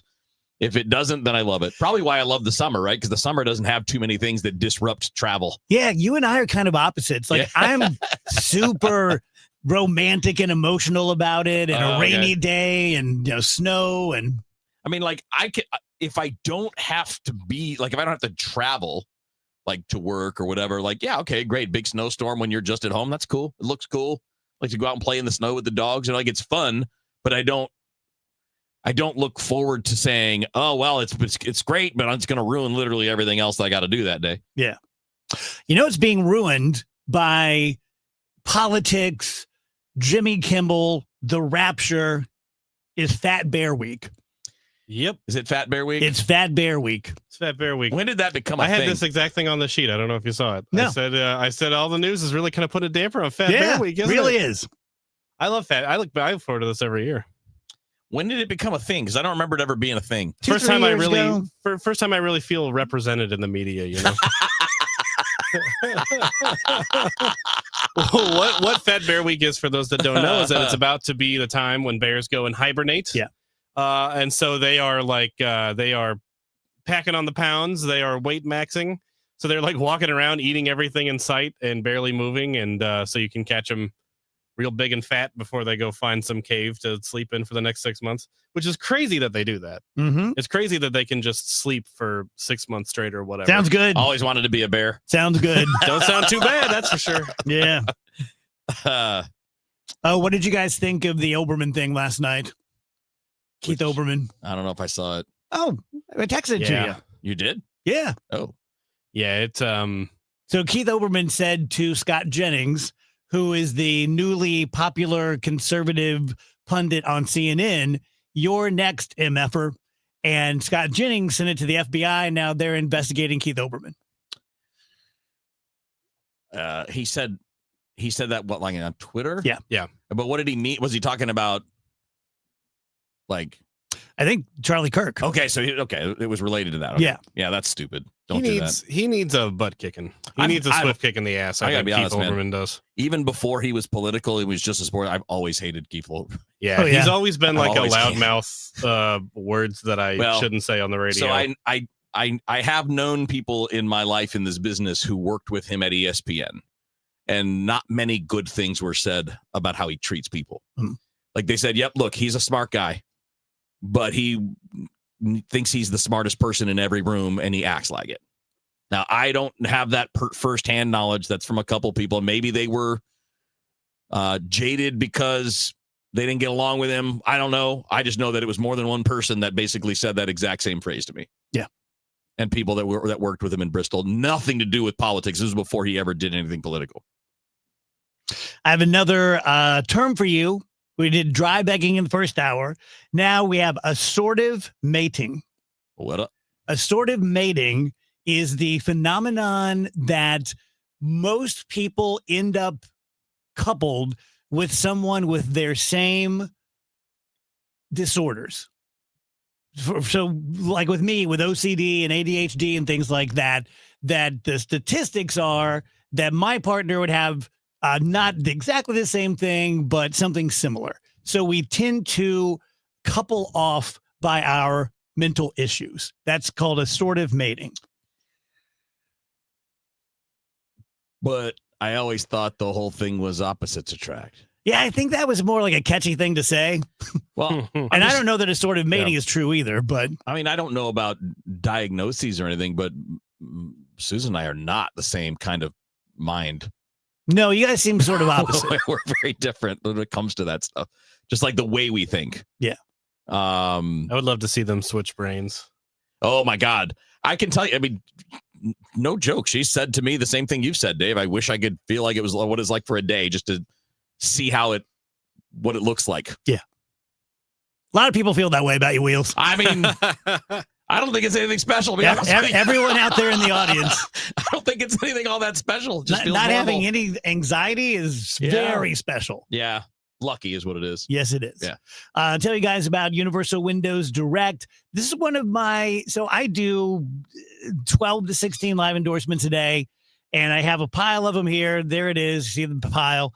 And when you do as many lives as I do for as many clients as I do, it can get really repetitive, and I don't want to do that to you. And I don't want you turning the station as soon as I say, hey, let me tell you about. But with Universal Windows Direct, it's just super simple. They have great windows, lifetime warranty, never going to pay another dime. Buy them 2 for 1 right now. Take 3 years to pay them off, 0% financing, $500 off your entire home improvement project. That's the deal. If you can find a better window at a better deal, take it. But that's our deal. It's a great window, and it's a really great deal. 314-334-2522, universalwindowsdirect.com. Wake up informed. Wake up empowered. Wake up to Total Information AM, your morning must. Hi, this is Debbie Monterey. I'm Megan Lynch. This is Tom Ackerman. From local news to breaking headlines to weather, traffic, and the stories that matter most, we've got you covered before your first sip of coffee. Expert analysis, bright perspectives from the people you trust. Total Information AM. Your day starts here. Mornings beginning at 5 on 104.1 FM. KMOX. Thank you, Missouri, for making Genesis of St. Charles your #1 and most trusted Genesis dealer for 2025. The all-out sellout has arrived. Genesis of St. Charles is out to break all sales records. This month only, receive a $500 gift card with any new vehicle purchase. Want to trade? We're offering more than ever before. These offers absolutely end September 30th. Visit genesisofstcharles.com today. Based on GMA sales records for 2024, 1 gift card per purchase, prior sales excluded. Dave Murray's forecast, sponsored by Sandberg Phoenix Law Firm. We will be watching the sky going through our Tuesday afternoon with an uptick in shower and thunderstorm activity. Some of the storms, though they're not going to be for everybody, will produce heavy downpours of rain, lightning, strong gusty winds, and the possibility of hail. Going to be some really heavy downpours if you get under one of these storms. Temperatures in the 70s to near 80 degrees. Scattered showers and thunderstorms, mainly this evening, 68. Wednesday, things start to improve slowly, mostly cloudy. Still some scattered showers and thunderstorms around, but I think the action is going to tend to be light and limited on Wednesday, 77, and the fade continues on Thursday. I'm meteorologist Dave Murray on 104.1 FM, KMOX. At Sandberg Phoenix, we're more than just a law firm. Our attorneys are committed to you, your business, and your community. We are ready to serve you in the areas of business litigation, intellectual property, health law, and products liability. SandbergPhoenix.com. The choice of lawyers and important decisions should not be based solely on advertising. Do you owe $10,000 or more in credit card debt or personal loans? With credit card debt at all-time highs, Debt Relief Advocates is urgently notifying consumers of debt relief now being made available, designed to aid consumers with out-of-control credit card debt. Those who qualify and enroll for this relief program will only have to pay back a fraction of what they owe. This is not bankruptcy or a debt consolidation loan. This is a relief program that credit card companies would rather you not know about, as it ends your debt nightmare and saves you lots of money. Consumers owing at least $10,000 in credit card debt or personal loans can now take advantage of this debt relief as the cost of living skyrockets. Debt Relief Advocates has established a relief hotline for you to call to learn what debt reduction you may qualify for, so don't wait. For this free information, call the Relief Hotline at 800-390-1164. 800-390-1164. 800-390-1164. It's Tom Ackerman for Ophthalmology Associates, the doctor's doctors, 314-966-5000 or online at youridoc.com. Here's a few questions for you from California Psychics. Do your workdays seem to go on forever? Is your career progression as fast as downtown traffic? Or does your boss still not know your name? Hey, you, Tina, Lisa, Sheila, whatever. Get that report to me by lunch, okay? It's Carrie, ma'am. Just get it done, Terry. It's time to read the career warning signs and talk to California Psychics. We're always on hand to give you the career guidance you need. You see, we only connect you with the very best.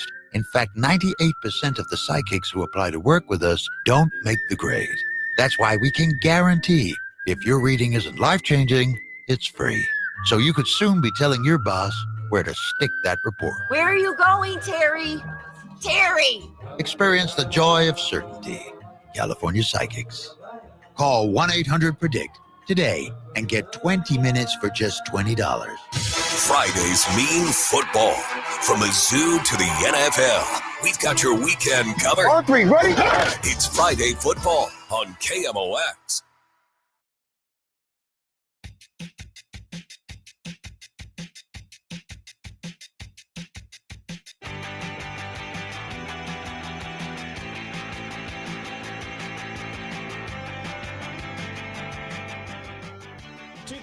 DJS on KMOX. We have Ricky Horton, who is wrapping up a golf game. He'll be with us at about 2:45. A little DJS happy hour? Sure. Anyone got anything? Yeah. Okay. Good stuff. Whatever you guys want to do. I'll lead off. All right. 90% of everything we do in a 24-hour period is autopilot. Subconscious, unconscious, but 90%. I knew like I didn't tell my heart to beat or my lungs to work. Yeah. I think that's what throws there. I mean, if you have 1,000 heartbeats a day and 1,000 breaths, and then you add into that, closing the door or walking or me moving my hand, I'm not. Yeah, it's weird. Thinking time to move my hand. Like I'm looking at myself on the stream and I'm swaying back and forth, and I never think about swaying back and forth. It just happens. Yeah. Mm-hmm. So yep, that tracks. But evidently, a part of that 90%, they say in the article I was reading that what is not subconscious, like your brain telling your lungs to take air in, is habit. Yeah. And so like the way your morning routine or driving to work in the morning, that you're really not engaged. Like you're pretty much just. Yeah, it's the same task every day. Yeah, just doing it. Yeah. Is that a relief or is it weird? It's just so what I'm used to that it doesn't seem weird. I don't know. You're probably clocking like 98, 99. I'm a lot of autopilot. Andrew, what do you got? Oh, by the way, I was in the zone last night and I was convinced that I came up with the phrase, I'm clocking it. Oh. Because I couldn't remember anyone ever saying it before me. And so I wrote it on my sheet. Hey, I need to tell everybody on the show. Yeah, that was me. I made up. I'm clocking it. And then I woke up this morning. I'm like, you idiot. Yeah, I mean, that one seems a little less likely than some of the other stuff you've invented. Yeah, I've made a couple things up. Yeah. Slipknot hooker. No one ever said that before me. Uh-huh. So what do you got? I saw a new recession indicator. Uh-oh. And this one was not surprising when I heard about it, but then it's also like this is all I ate growing up, so it's weird to think of it associated I know where you're with going. Recession, and that is that sales have gone way up for Hamburger Helper. Hamburger Helper, our beloved, the most important thing you can eat. Apparently, it's very low in nutrition, which is shocking to me because I think of myself as very healthy. Sure, yeah. And most of what I ate growing up was Hamburger Helper. Yeah, it gives you all your macros. How big was that in your Sky, Kev? All your macaronis. Yeah, exactly. Different macros. I was going to make that same joke. How big was that for you growing up, Hamburger Helper? Not big. I mean, we did have it occasionally, but it was not a regular. Is it a regional thing, or was it just because you guys were millionaires? No, we were not. I think it's because my dad didn't like it. Yeah. My mom didn't make anything my dad didn't like. That's all it took. It's So we had impossible not to like Hamburger Helper because Yeah, he there's hated- 1,000 different kinds. No, he hated anything saucy. Oh. So like when we were kids, there were only a few things that my dad would eat that were like, if it had sauce on it. It's like my mom's spare ribs. He would eat that. He liked that for some Yeah. reason. But he was really like not. He's changed. But when I was a kid, he was very much. I like plain stuff, and I'm just gonna put ketchup on it. So we had a lot of just like regular stuff, like pork chops with nothing on it, and then Yeah. we would put on it, whatever, or burgers with nothing on it. My dad wouldn't eat anything ethnic.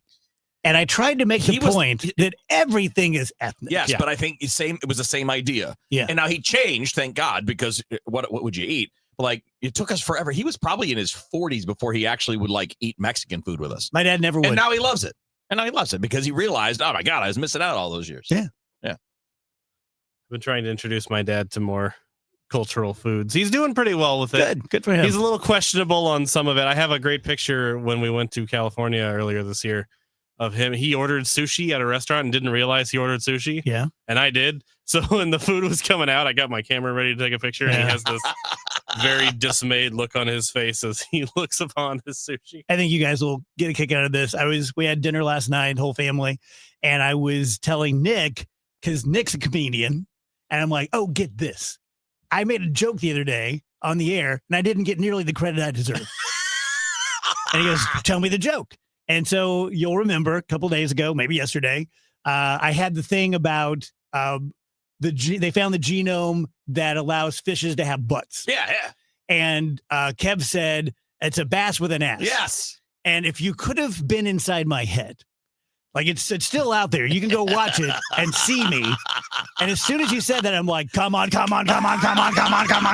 another one. And I came up with snapper with a crapper. It was great. Yeah. But then the people online were going, bass with an ass. That's a classic. And I was like, I know.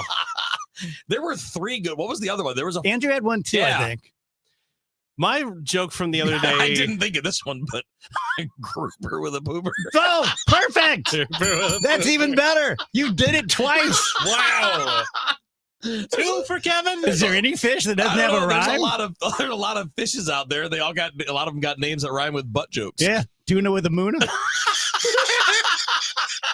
We could do an hour on this. Really great. So yeah, I was complaining to him. Damn. I'm like, I take this stuff seriously. Oh, that hurt me. My joke that didn't get enough appreciation. 'Cause we were all running hot. We were very, we were all Yeah, Rach is gone. on edge that day. It's dude day. But there's the guy in the chat who goes by Jester is his like display name, and Kevin's like, I feel like I'm just making fun of Jester, and I'm not trying to make fun of Jester. And I said, that's okay, that's what they're for. And no one noticed that I said it, and I was Just like, kinda slid under the And you radar, can't yeah. go back I and say it can't be again. like, I said jesters are there to be made That's fun what you of. should have done in that voice. You should have done it like in the squawk box. I said the Chester's there to be made fun of. Let me tell everybody about my friend John Moriarty. I call him Jomo with E3 Wealth. E3 stands for Educate, Empower, and Enlighten. And I'll get into some specifics in the next 50 seconds, but just let me say overall that please learn from my mistake. Start financial planning early. Be aggressive so that when you're 60, you're like, yeah, I can retire if I want to. I don't have to work. Do that. That's the smart thing to do. That's the smart way to live. John represents businesses and individuals who have an entrepreneurial-minded spirit, business owners who want to get help with lowering their income taxes, get some education about alternative asset classes like real estate asset classes, things like that. So basically, if you are concerned with your financial status and future, especially if you're a business owner or an entrepreneur. John and his many associates, several states with offices in them, can help you to build wealth, to maximize wealth, to avoid taxes. It's really a one-stop shop. I know that's kind of like a dismissive way to put it, but it makes sense to me. It's a one-stop shop for all things financial and all things business.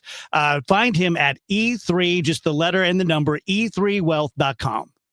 The KMOX City SC Soccer Showcase, presented by Michelob Ultra, is back. Next stop, Hot Shot Sports Bar and Grill in Fenton, Thursday, September 25th. A limited number of fans can get an autograph with City SC player Thomas Ostrak. Register to win great prizes, enjoy great food, and cold drinks. Hot Shots in Fenton, the place to be Thursday, September 25th from 6 till 8 p.m. for the City SC Soccer Showcase, presented by Michelob Ultra. For more info, KMOX.com/events. When you're injured on the job, you need more than just a workers' comp lawyer.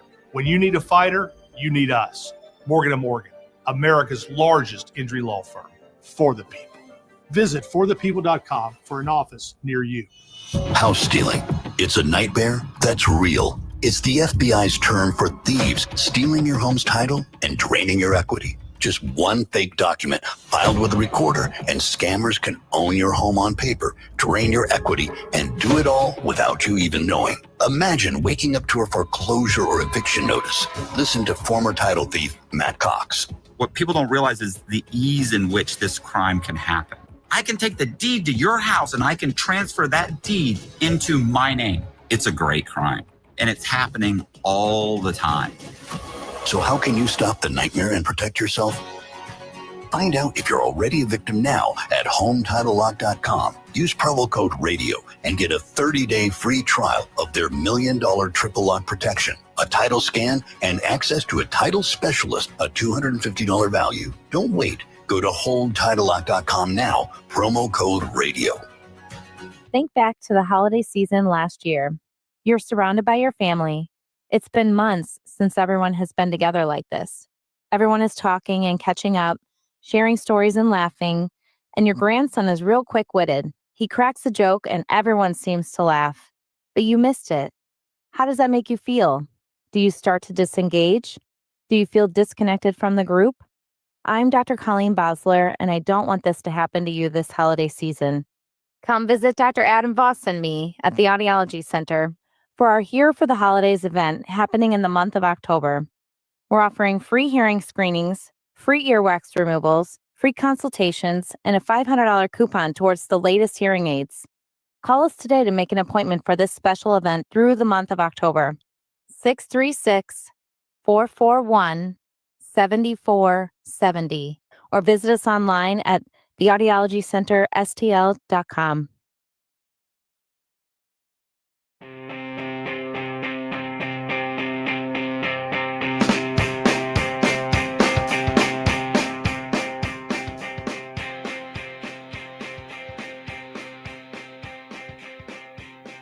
Our conversation with Ricky Horton is brought to you by Goodwill. Give hope, give local, give Goodwill.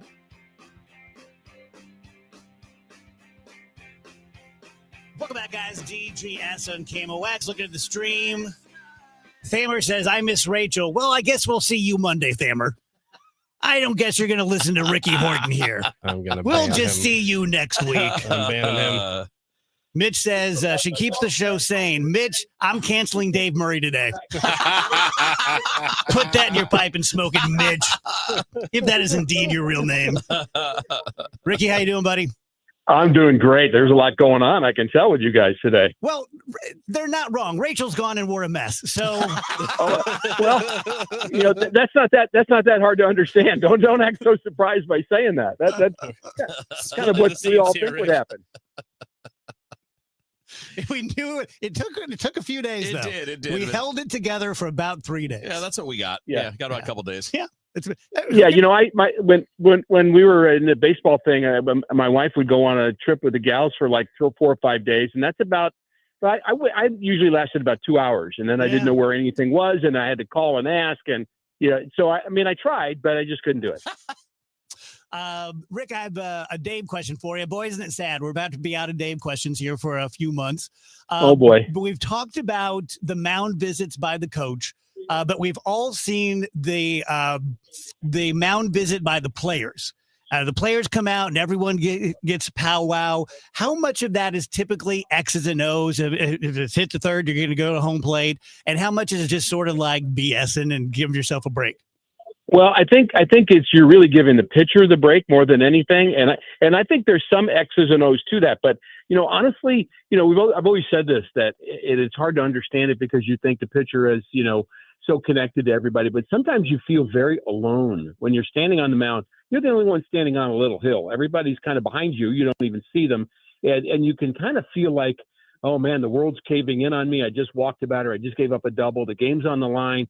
It's all about me. Everybody's looking at me, which they really aren't, but you feel that way. And then sometimes it's a leveling thing to just have a conversation with your boys, and they typically will say something calming to you. So I think there's some backing that goes on with that. Like we're teammates and we're with you. Cool. Yeah. And sometimes it's just loosen you up a little bit. Yeah. Yeah. There's no Tell a doubt. joke, point out something funny, whatever. Yeah. So it's what they always, we used to say this with kids, like, if the kids are misbehaving, sometimes they just get stuck is the word. You get stuck. And then, so you kind of grab them and move them over to a different situation to get them out of being stuck in some negative emotion, perhaps, or some bad behavior. You got to get them unstuck. And I think pitchers get stuck big time. And that's the job of a teammate, pitching coach, whoever is talking to them, to just get them unstuck and get them redirected. I think hitters get stuck too, but they only get a few pitches and they're gone. So right. Yeah, that's right. Yeah, you're on your own. Yeah, exactly. Talking about McGreevy, I'm a big McGreevy guy, and I don't know if you and Wheels have had a big enough sample yet, but where do you think his ceiling is? How good can McGreevy be? I mean, he's a big league starting pitcher. I think how good can he be? I mean, he's already the 8-game winner in half a year, and I feel like he's a good middle of the rotation guy. Could he be a top of the rotation? I mean, he doesn't have the lights out strikeout stuff and the dominating type stuff, but he's a smart pitcher, and he's the kind of guy to me that is going to be around a long time because he's going to adapt. He's very good at kind of figuring out what needs to be done to correct something, and he doesn't take forever to do that. And I think his attitude's pretty good while he does it too. So I'm a fan of his, and I think he's going to be here for a while. I think he could be, Ricky, I'm curious if you agree, he can be kind of what Miles was the first couple of years coming back, where he's when he has his big year, maybe he's a 3 ERA and he's really good. Right. Otherwise, he's just a nice number 3. But I think there's it's with the guys that don't miss bats, it's hard to forecast you're an ace. But right. It's not hard to say there's the ability to be a 200 inning guy who can be very good for you. Yeah, and that's saying a lot, isn't it? I mean, to think about being a 200 inning guy. Yeah. I mean, people just don't do that now. There aren't many people that will throw that much, and so I feel like I don't know whether where it matters. Once if you're the ace of the staff, or you're a 2 or a 3 or a 4 or a 5, I don't even know how to split hairs on that really anyway. But the bottom line is, if you're a big league starter that can throw 200 innings and have a 3 ERA, give me 5 of those guys and I'll beat you. Yeah, for sure. And it's a that's kind of one of the challenges, Rick. We've talked a lot about what we learned this year, and we've learned some good things. We've learned about McGreevy. We've learned quite a bit about what works some guys still need to do. But I think one of the interesting things is going to be what fills out the rotation next year, depending on what they do in the trade market. So I think we know Liberatore is going to be in there. We know McGreevy's going to be in there. Palante might have to fight for it. Sonny just depends on whether or not he wants to be traded. But it's going to be an interesting job to fill out the 5-man rotation, and I shouldn't say 5-man, really, to have the 7-8 starters that you need.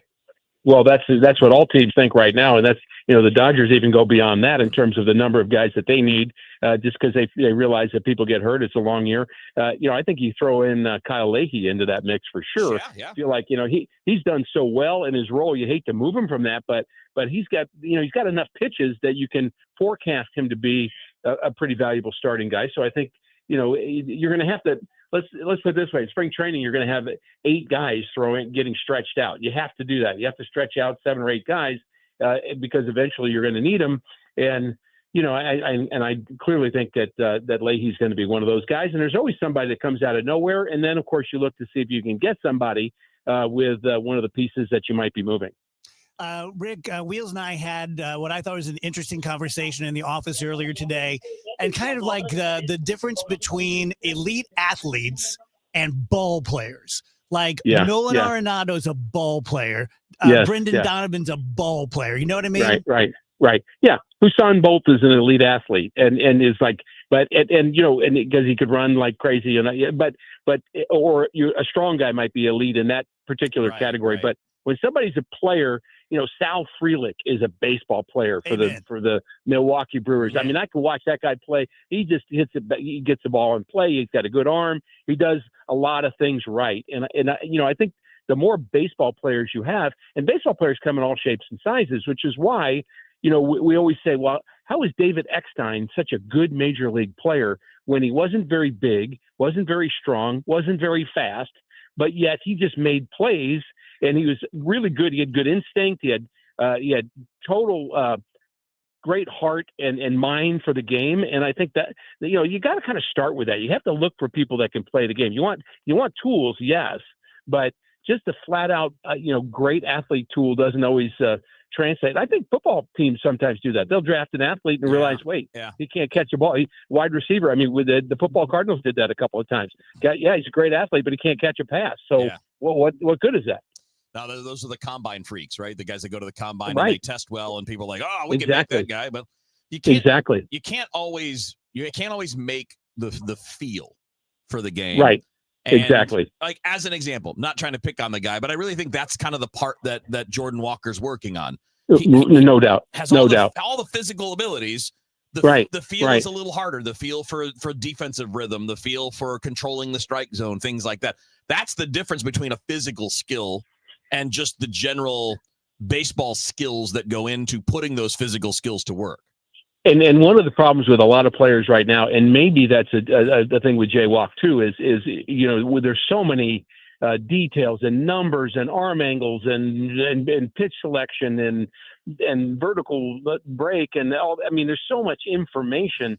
You tend to think more than feel, and you have to do both. You have to think and feel both. But I think we're overshooting. In my opinion, we're overshooting the thinking. There's a time, and I just finished a round of golf, which, by the way, I was terrible at. And then I could tell you, the more I thought, the worse I got. And then sometimes it's like baseball. Sometimes, the great advice they used to say to hitters, see it and hit it. And you'd say, well, that's real deep. But sometimes that's what they're not saying that because it's deep. They're saying that because that's what they want your thought process to be. See it, hit it, see it, hit it. Now, there's a lot that goes into seeing it, and there's a lot that goes into hitting it. But if you simplify it to see it and hit it, I think that's a pretty good place to be as a hitter. And I think maybe that's one of the next levels for Jordan. Yeah, one of you guys told me the story this year about being taken out to the practice field and one of the Hall of Famers helping you. Who was it? Yeah, that was Sandy Koufax. I went out to a backfield and I went back to a backfield and Kevin Wheeler helped me. That's how I remember the story. No, it was Sandy Koufax, and teaching me how to throw a curveball, which is crazy thought, and it didn't work very well, but boy, it was a fun experience. I think I got an autographed baseball out of it, so that was something. Nice.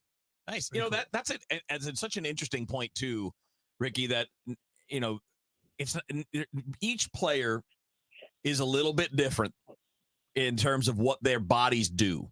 And like you say, I can't throw a curveball. It may have just been the way your arm functioned, but you were, but the slider worked because that angle worked for you, that, your release point with it. And we do know those things better now, but that can also be part of what clogs up your mind, which is why that stuff is for the off season.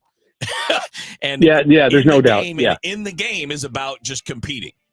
That's right. I mean, that's right. Well, and then, anybody, again, plays golf, tennis, whatever you're talking about, bowling. I mean, you realize that sometimes you just have to kind of go with where you are. And then by feel, no one who plays darts, let's use that example. No one who plays darts misses to the right of the bullseye and goes down and gets out an algorithm to figure out what their release point was and their arm angle. Right. And I mean, no, what they do is they realize, okay, I set my sights and I was a little there, so I'm just going to throw it a little bit to the left. And so you just make that adjustment. and to throw it towards the bullseye. And that's the kind of the mindset is I'm going to tell my body where to go and just do it. It's one of the ways people teach people to play golf. Just hit the ball in the middle of the fairway. It's like, oh, that's great advice, but it does help sometimes getting you out of your head and into your field. All right, buddy. Have a great game. All right, guys. Good to chat.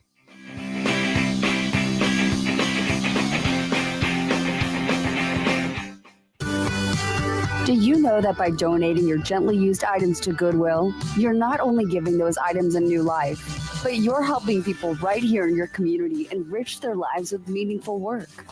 Your donations support Goodwill's mission of helping people with barriers to employment to be able to get rewarding jobs, which provide not only a paycheck, but a very important sense of purpose. Your donations really do change lives. Give hope, give local, give Goodwill. Cardinals fans, join the conversation at Busch Stadium with some of your favorite former Cardinals. With the Cardinals Conversations presented by Edward Jones, you'll hear from former Cardinals such as Ozzie Smith, Ted Simmons, Ray Langford, David Eckstein, or David Freese. Each conversation hosted by Cardinals announcers Chip Carey or Brad Thompson. Your experience also will include a ticket to the game, a pre-signed photo, and the opportunity to take your photo with the featured player. Get your tickets today at cardinals.com/conversations. So as I always say, if you're going to develop a $12 a month habit, the safest, healthiest one you can develop is SmartMouth. I've been doing Lives for SmartMouth now for 15 plus years, and we should be very proud. It was a local genius dentist in St. Louis who discovered that the true cause of bad breath is sulfur gas. And sulfur gas comes from the natural decaying process with bacteria. It's kind of the same thing as roadkill, not to be gross, but the same process happens in your mouth. And so this stops it in its tracks and covers the bacteria so it can't release sulfur gas for 12 hours. So you use it in the morning, use it at night, and you never have bad breath. If you want to stave off gingivitis, I can vouch personally for the gum health formula. There's the mouth sore, which keeps my fever blisters at bay. And then there's dry mouth. We have toothpaste. We have mints. You can buy them at Schnucks. You can buy them at Walmart nationally. I can save you $2.50 off when you go to smartmouth.com/Glover. Are you having trouble hearing? Hearing loss can devastate the quality of your life. Now, there's an affordable fix for you or your loved one. Rated the best hearing aids of 2025 by Forbes Health, Audion Hearing has the highest quality hearing aids at the lowest prices, starting at just $98 a pair. I actually like them better than my old $5,000 hearing aids. I could not believe how my hearing and life changed. Join over 1 million happy customers by going to audionhearing.com. That's AUDIEN hearing.com. If you're still waiting for a sign, here's another one. At California Psychics, we reject 98% of the psychics who apply to work for us. So we only connect you with the best. That's how we can guarantee if your reading isn't life-changing, it's free. And right now, new customers receive 20 minutes for just $20. If that's not a sign, I don't know what is. Dramatic sound effect incoming.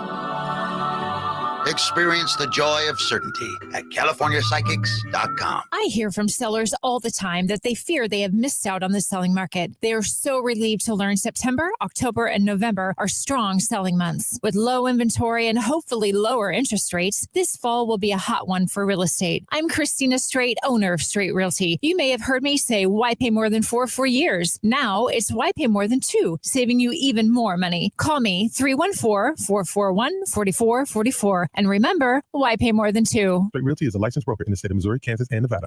Mid-America's most trusted voice for news. KMOX AM St. Louis. KMOX FM Hazelwood. Always live on the free Odyssey app. At 3 o'clock, we've got rainfall. Right now, 77 degrees downtown at the Arch. A guilty verdict for the man accused of trying to kill Donald Trump. A jury convicted Ryan Ruth on all counts. Ruth faced charges that included attempting to assassinate a major presidential candidate.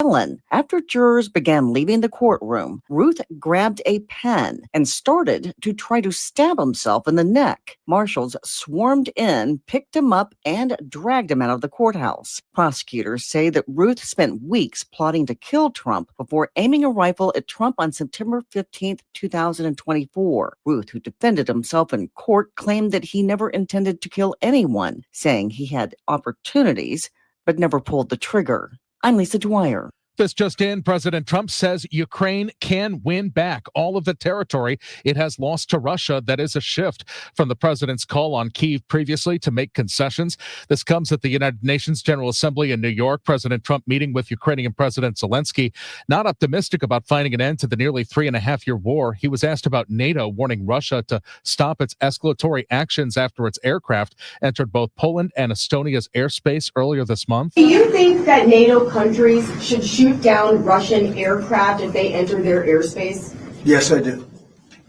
There's more changes coming to the Pentagon. Defense Secretary Hegseth is ending the nearly 75-year-old committee that provides advice on women in the military. The Pentagon press secretary on X said Secretary Hegseth is terminating the Defense Advisory Committee on Women in the Services because it, quote, advances a divisive feminist agenda while the secretary is focused on sex-neutral standards. Since 1951, though, the committee has advised defense secretaries of both political parties on female recruitment and integration, as well as the well-being and treatment of U.S. servicewomen, who represent about 18% of the active duty force. Eleanor Watson, CBS News, The Pentagon. St. Louis County senior citizens have until next Tuesday to finish up any incomplete tax-freeze applications. County Executive Dr. Sam Page says last week there were around 12,000 incomplete applications. Our Department of Revenue has been hard at work. They've been emailing, they've been phone calling, they've been sending postcards to reach the folks to get these applications done. And so far, about half, or about 6,000 applications have been completed. Those remaining incomplete applications must be completed by September 30th. Now, if you received a postcard in the mail, you should call the number or bring that postcard and your documents to one of the county offices to complete the application. Page asks people not to call the County Revenue Department unless the application is incomplete. Maria Aquino, KMOX News. From the KMOX Business Desk, sponsored by Krentz Financial Group, KFGadvisors.com. Do data centers have a positive impact on the communities that they're built in? They can, according to CBS Tech contributor Ian Scher. But outside of the short-term construction jobs, the benefits are mostly in the very long term. He tells KMOX Salt Lake City became an attractive market for a particular tech industry because of their investment in data centers. Decades later, they are now a hub of the video game industry. And some of the biggest video games made in the world are made there. Scher says their investment was about more than just data centers. Adding college tech programs were also a strong selling point for Salt Lake City. He lists lack of jobs operating the data center along with rising utility rates as negative impacts. Sean Malone, KMOX News. On Thursday, the city will hold a hearing about a potential data center at the former site of the Armory. KMOX will be there to cover it for you. Let's get an update now of the St. Louis Business Index to Stifel and Scott Bedell. Scott? Good afternoon, Michael. Hello, everyone. After successive trading sessions recording new all-time highs, major stock indexes took a pause today as profit-taking seemed to take precedent. At the 3 p.m. closing bell, the Dow Jones Industrial Average had declined 88 points, or just about 0.2% at 46,292. The Standard & Poor's 500 index fell 0.5% to 6,656, while the NASDAQ Composite Index slid just a little less than 1%. They closed at 22,573.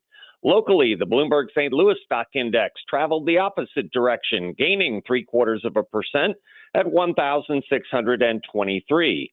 Helping that index to move higher, Ameren gained 1.8% at $100.91. Boeing advanced 2% at $216.34. On the downside, Caleres fell 2.5% to $13.92. Energizer lost again, down 5.5%. They closed at $26.14. And finally, Stifel Financial down 15 cents to close at $114.42. From Stifel Financial, this has been Scott Bedell. Stifel's a member of SIPC and New York Stock Exchange. For more information on our firm, we invite you to visit our website at stifel.com. Got a stalled vehicle 55 south at Germania. That's on the right shoulder. Crash 55 north at Route Z. That's got the right lane closed. Stall 70 east at Wentzville Parkway on the right shoulder. 70 east at Bryan Road on the right shoulder. 270 north at Gravois on the right shoulder. RF atmosphere comes alive as we go through the afternoon with the next impulse of energy coming around our cutoff low pressure system. Partly to mostly cloudy skies this afternoon. There will be showers and thunderstorms around. The focus is going to be mid to late afternoon. Some of the thunderstorms, though they're not for everybody, will produce some very heavy rain, lightning, gusty winds, and the possibility of some hail. So it's something we have to kind of pay attention to as we go through the next couple of hours. Temperatures near 80 degrees, but once the rain starts to move in, we'll cool back into the low to mid 70s. Tonight, scattered showers and thunderstorms around, especially during the evening. 68 Wednesday, mostly cloudy, scattered showers and storms, but I think the action on Wednesday will tend to be light and limited. 77 degrees, improving weather on Thursday, and Friday, Saturday, Sunday still look great. I'm meteorologist Dave Murray on 104.1 FM. KMOX. Sponsored by the Woodlands of Arnold Senior Living. Right now, rain 77. I'm Michael Calhoun, KMOX News. The Woodlands of Arnold campus offers skilled rehab, a beautiful assisted living community, and a secure memory care to keep your loved ones safe. Check us out at rspseniorliving.com. That's rspseniorliving.com. The Dave Glover Show is sponsored by the Michaels Flooring Outlet, the flooring experts. IGotFloored.com.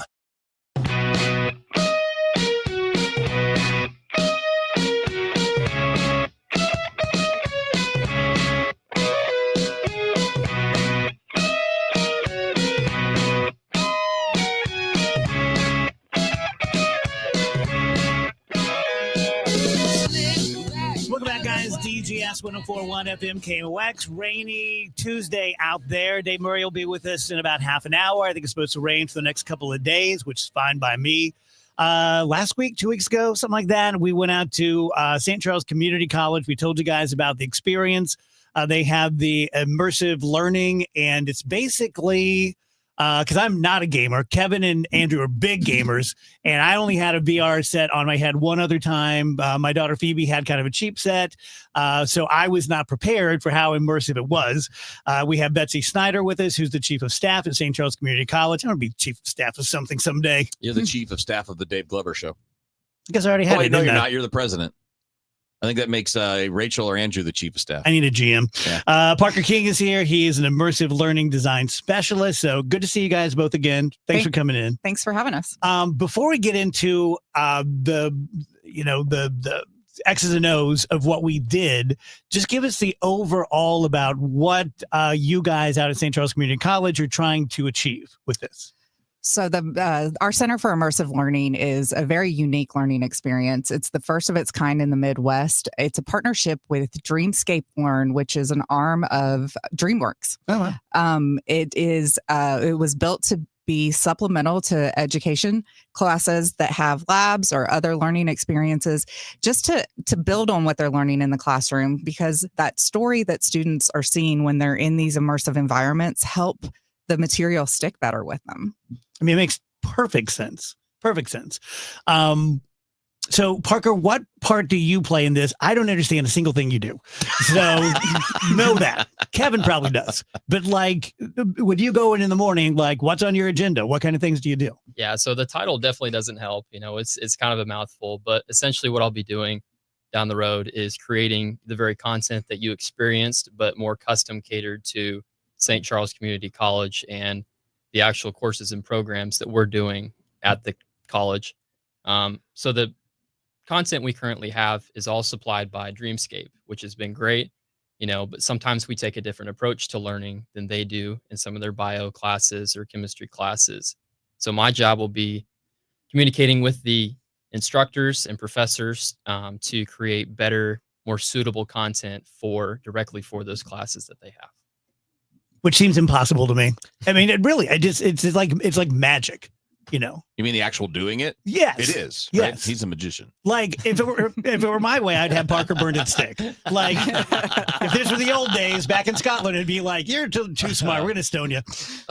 So when we did it, it was, we did two things. We did one that was like trying to find a certain cell in the body. And you guys know this about me. I don't like feeling stupid or looking stupid, and I couldn't see what anyone else was doing. For all I knew, you're all standing behind me and laughing. Yeah, no, we weren't. So like I navigated that. And then they're like, okay, on this one, you're going to walk and move around. I'm like, this is going to suck. So we get in it, and it's like a runaway mine train, Indiana It's Jones, an Indiana Jones kind of type of deal. story. Yeah, yeah. And I'm not ashamed to say I was so immersed in it that I told these guys this on the break. When there was a hole in the floor, the lawyer in me knew they didn't put a hole in the floor, but my brain said you better step over it. So I did. And then when the mine train was run away and it was a roller coaster, I shut my eyes. I straight up shut my eyes. It was so real, and I don't like roller coasters, that I didn't want to like scream in front of everyone. So I just closed my eyes, swayed around a little bit. But it's that good. Like, it is that immersive. It really is. You really get to the point where you feel like you're in the scenario. The floors are shaking, the wind is blowing, the water's spritzing at you. It really does put you in that space. Yeah. How do you, like, if I were a student at your college, I would only do that. Like, I would just be there every day bugging Parker. Like, I'm sure he's had that. Them walking down Definitely the a hall. lot of curious students coming down the hall. Yeah. So right now we have some of our bio classes, some of our chemistry classes doing it. But we have, on top of the experiences that you all did with where you were exploring the cells and exploring the body of these alien animals, we have these environments where a class can go and sit in King Tut's tomb. So one of our English faculty members had her students read 2 stories, and she was talking about hieroglyphics. She came back and brought them into the immersive environment, and they got to see the hieroglyphics on the wall and got to see King Tut in his sarcophagus. And so there's all these other environments where the teachers are able to bring their students in and lecture in the environment, in the White House, in the Oval Office, or in the Supreme Court chambers. There's so many different experiences that they can have right now, and even more to come as Parker builds them. I remember probably 20 years ago when producer Tom Turbrock was my producer, and he didn't do great in school. And he said to me, he's like, Glovey, I've been watching the History Channel, back when the History Channel was the History Channel. And he said, when I watch a show about Civil War, World War II, or, the Civil Rights Act or something, like, I take it in. He said, why couldn't my education have been like that? And it really stopped me in my tracks. And I thought, yeah, why couldn't education be like that? Like, everything else around us has changed. But if you took someone from 1860 and brought them to a grade school, they'd go, oh, books, chalkboard, you know what I mean? Like, it feels like we haven't advanced quickly enough. So Arizona State was the first school to have this immersive environment in the partnership with Dreamscape. And they did a study of their biology students, the first group of students to go through it. They had a group of students that took biology the traditional way, and a group of students that had this immersive experience to go along with their classes. The students in the immersive experience were up to 2 letter grades higher. Wow. It really does have that kind of impact on the learning experience for students. Especially, like, I just never got into gaming. I'm kind of up on the edge of Boomer and X. But you guys, I mean, imagine if you could have learned doing this. It's amazing. And I was curious, like, because I think every generation would learn better. And everybody's a different learner, right? Some people are readers. Some people are visual learners. Some are just doers. You got to do it, and that's how you're going to learn it. Is this happening now because we're at a place where the technology is not only advanced, but it's not like 1995 where this stuff would have been $50 million to do? Like, prices on all tech have been normalized over time. Is it that, or is it also because younger students are coming up digitally and that's their world? Yeah, so I mean, it's a culmination of all those factors kind of colliding at once. The technology is finally here to where it's good enough to actually be used on this type of scale. It's, affordable enough to where we can use it on this type of scale. And it makes sense for the applications that we're using it for.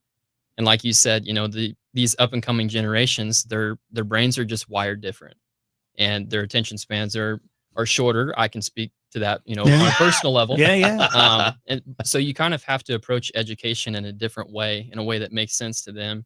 And honestly, with VR, you can kind of control the environment even better than you can in a traditional classroom. you can put them inside of the, exact cell that you're in, and you can control that environment. Yeah. Does it help focus? Was that part of the study? Because you're in it, as opposed to just looking at someone who's lecturing or looking at the pages, but you're actually in it. Do you think that helps focus, or is there research that shows that you stay in the moment more when you're being taught? My personal experience with it would be yes. Yeah, mine was too. Yeah. That I don't know if there's an actual study, but I feel like the scenarios that I've done, I could tell you everything I did from start to finish in them, and I've done a whole handful of them now. Yeah, you couldn't get a BB in my butt when I was doing that stuff. I was locked in. But what's interesting is we know this way of teaching works because it's how we train pilots. Yeah, they're in simulators. They're in giant video games that move. Yeah. You're in a big contraption, and that's how you're learning to do it. And then you go do it in the real world. So let's talk about St. Charles Community College in general a little bit. So I grew up in a family that was not academic, and going to college was not expected. Wasn't even, you're not going to do it. But I ended up going to a 4-year university and then to law school. But I'm a huge, huge fan of community colleges. Just tell us all about St. Charles. So St. Charles Community College, we have been growing. Our curriculum, we have the traditional students that are going to transfer onto a 4-year school, but we also have been building our workforce tech programs. So we have a whole new regional workforce innovation center that just opened for the fall semester. We're teaching those workforce trade, innovative. All of these studies are changing. They're hands-on, but they're also high-tech programs now too. So we have our nursing and allied health programs. We have culinary. We have agriculture. We just have a whole host of programs available to students and students of all ages. The traditional out of high school. No, I love those it. returning learners coming back that is it somebody that just wants to pick up a new skill, new certificate. We have everything to offer. I should retire and enroll at just be Parker's worst. Like he was like, oh my God, Glover's here again. He's doing the mind train again. He's going to step up. Watch, he's going to step over it. Just become a problem for St. Charles Community College. And I still have my athletic. No, your eligibility is expired. Oh, for real? Under the rules that we played in, you had 5 years to complete 4. I'm sorry, I can't play for you guys. I'm sure that's a giant letdown. Thank you so much. Thanks for our experience. Thank you for coming out. It was really cool. We were really glad to have you on. And I can't vouch enough for these guys. So if you or your kids are students there, make sure they avail themselves of it. If they're not, take a look at St. Charles Community College. Appreciate it, guys. Thank you. Thank you. All right, quick break. Right back. DGS. Got everything from you can just choose it. I won't just be a puppet on the street.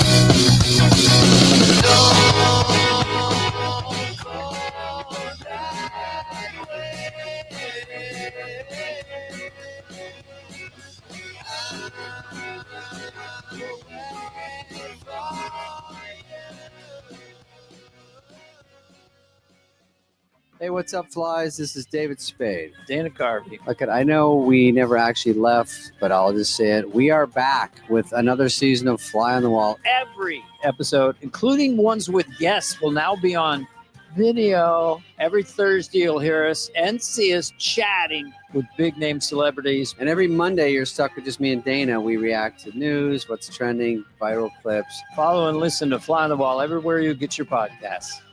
We started Neoviten because we wanted to create a multivitamin for ourselves. That's why we focus on quality ingredients and formulas with our multivitamins. Neoviten 50 Plus multivitamins are formulated with over 20 vitamins and minerals, along with our 4-ingredient physician-formulated proprietary blend for the highest quality daily nutritional support. Give Neoviten 50 Plus multivitamins a try for yourself. Find them at your local Schnucks, Dierbergs, and online at neoviten.com. Tell you guys about Mosby Building Arts and their Out of This World sale. The couple of things I want to feature. Basements, lower levels. You can unlock the space beneath your feet. A fully remodeled basement from just $5.99 a month. Increase the usable square footage. Create a private space for guests or work at home. Turn it into a playroom, home theater, gym. You guys get it. You probably have a basement, probably have a lower level. And even if it's just finished, but not really finished the way you want it, think about about talking to Mosby. Front doors, first impressions matter. It can improve the insulation, lower your energy bills. Every time I do this live, I talk about how I'm a door guy. If I'm going through a neighborhood and I see like an especially interestingly shaped or like the big thick wood or something like that, it makes a big statement on your home. Mosby in general, there's just no one better than Mosby. I'm going to have the honor of being on with Rich Orris on the Saturday morning show in a couple of weeks, so look for that. I'll screw that thing up. Go to callmosby.com for all the information. You're listening to Leaf Filter Radio, and the guru of gutter protection himself, Chris Coonahan, is here to take your most pressing leaf-related questions. Hey, everybody. Chris here. I understand we have Ron on the line. Ron, where are you calling from? Uh-oh. Ron, are you calling from a ladder? Well, I was. I wanted to ask Chris what I need to do to get my gutters ready to have leaf filter installed. Oh, Ron, you don't have to do anything. A Leaf Filter Trusted Pro will come out and clean out your gutters, realign and seal your gutters, and install Leaf Filter, America's #1 gutter protection system. So I didn't need to get on this ladder? Ron, Leaf Filter Trusted Pros are in your neighborhood and ready to help. Just visit leaffilter.com/deal to schedule your free gutter inspection and get up to 30% off. Thank goodness.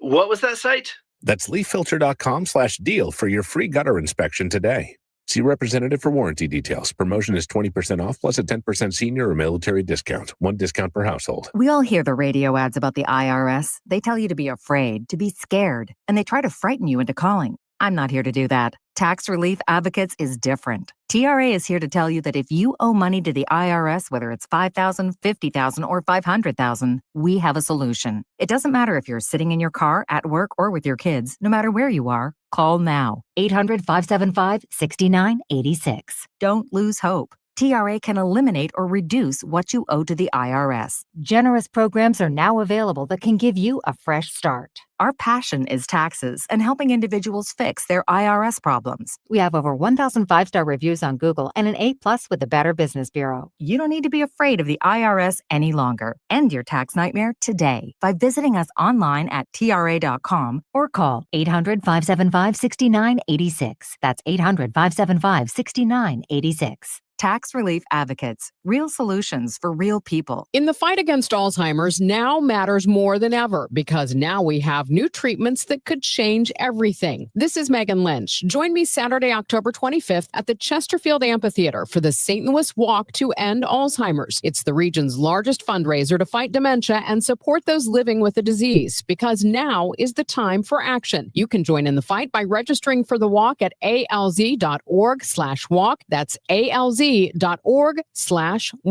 KMOX is now on 104.1 FM, the same great station with even better sound.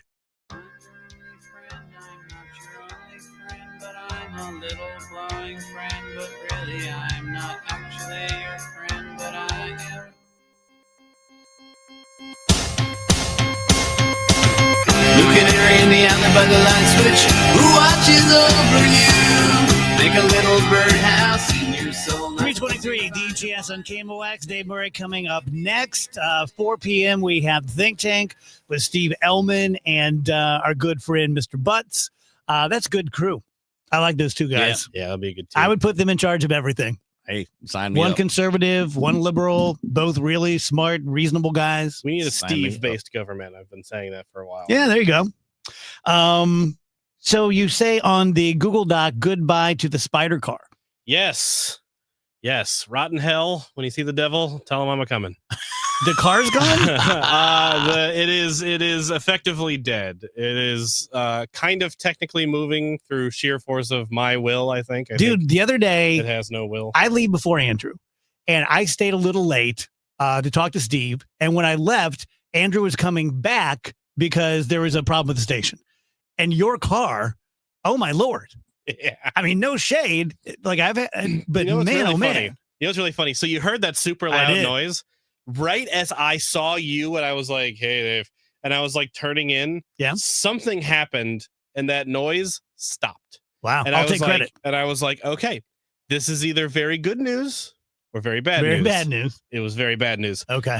Now it just doesn't really. So the only thing working in the engine stopped. I just sit there and I go like, "Rrrr." I'll do that out in the parking garage for 5 minutes before it finally starts, and I'm able to somewhat try and leave, and then as I'm leaving, it's like shaking the whole time, and it doesn't really go up past 45 miles an hour, and I'm scared if I take it any further. It's just What's the plan? Plan is I'm getting an Equinox, I think, so that'll be fun. Yeah, that's nice. I've never had a nice car before or anything resembling a nice car, so this is going to be super, super weird. Good for you. Don't let any spiders in it. Yeah, you gonna spider it out? I mean, look, the spiders were never my choice. They just came to me. All right, no mice either. So I'm thinking just by nature of having it in my driveway, the spiders will come. But the current car, the spider car, is kind of like rusted out and it's got a bunch of holes in it and stuff. So I'm thinking there will be less points for ingress. Yeah. Spider car also only has about 1.5 inches of ground clearance. Man, I got my new Jeep in January and it was perfect. Not a blemish, and it's still great on the outside. It's really beautiful on the inside. But my back seat is full of baseball. It's just full of baseball bats and baseball gloves and Gatorade bottles. And so you're saying it's perfect. I kind of like it. I do. I kind of my whole like trunk it. is full of that stuff. It's lived in. Yeah. Yeah. Kind of makes me like I had to haul people, but yeah, I kind of like it full of baseball bats. Hey, you I'm never know when a excited. big brawl might break That's out. right. I'm excited to have a winter with functioning heat. That's going to be fun. I'm happy for you. I didn't have heat the last couple winters, and oh boy, it got chilly. It matters. It also matters because if it was like snowing or a little freezing rain or whatever, it was just freezing directly on my windshield, and there's nothing I could do about it. Not great. Not great. Rapture Watch. Anyone seen Fred Bottomer? Yeah, he's here. Did you see him? I saw him. I haven't seen him. I Now, even said- is it I even Fred said or is to it Fred? You're still here. Is it Fred or is And it he's like, I'm not Fallen going Angel anywhere. Fred? No, it was Fred. Where he's got red eyes and his hair is fire. No, it's Fred. His hair's what? Fire. Oh, I thought he said feathered. Oh, his hair's That all evil that would Fred be fire. That's a sign of the apocalypse. That would Evil be fire Fred if his would- hair was feathered. Yeah, Yeah. evil Fred would have feathered hair, I think, actually. And a goatee. Yeah.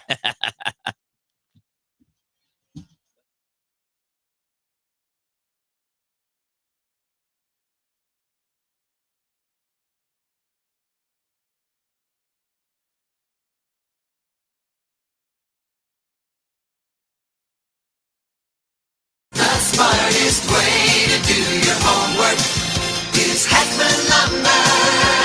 Warm weather means homework for homeowners, and for 80 years, Hackman Lumber has been a trusted name for home improvement. If your homework means a new deck, turn to the deck experts at Hackman Lumber. Browse the largest inventory of decking materials and accessories in Missouri. Talk with their experts about treated lumber, cedar, TimberTech, Trex, Envision, AZEK, and decorators to find the perfect deck for you. Choose from endless railings, balusters, and LED deck lighting options. And they will not be undersold on in-stock decking materials, guaranteed. Hackman has you covered. Building a new fence or replacing an old one? Hackman Lumber now carries in stock Eastern Red Cedar, the perfect choice for long-lasting, beautiful landscaping.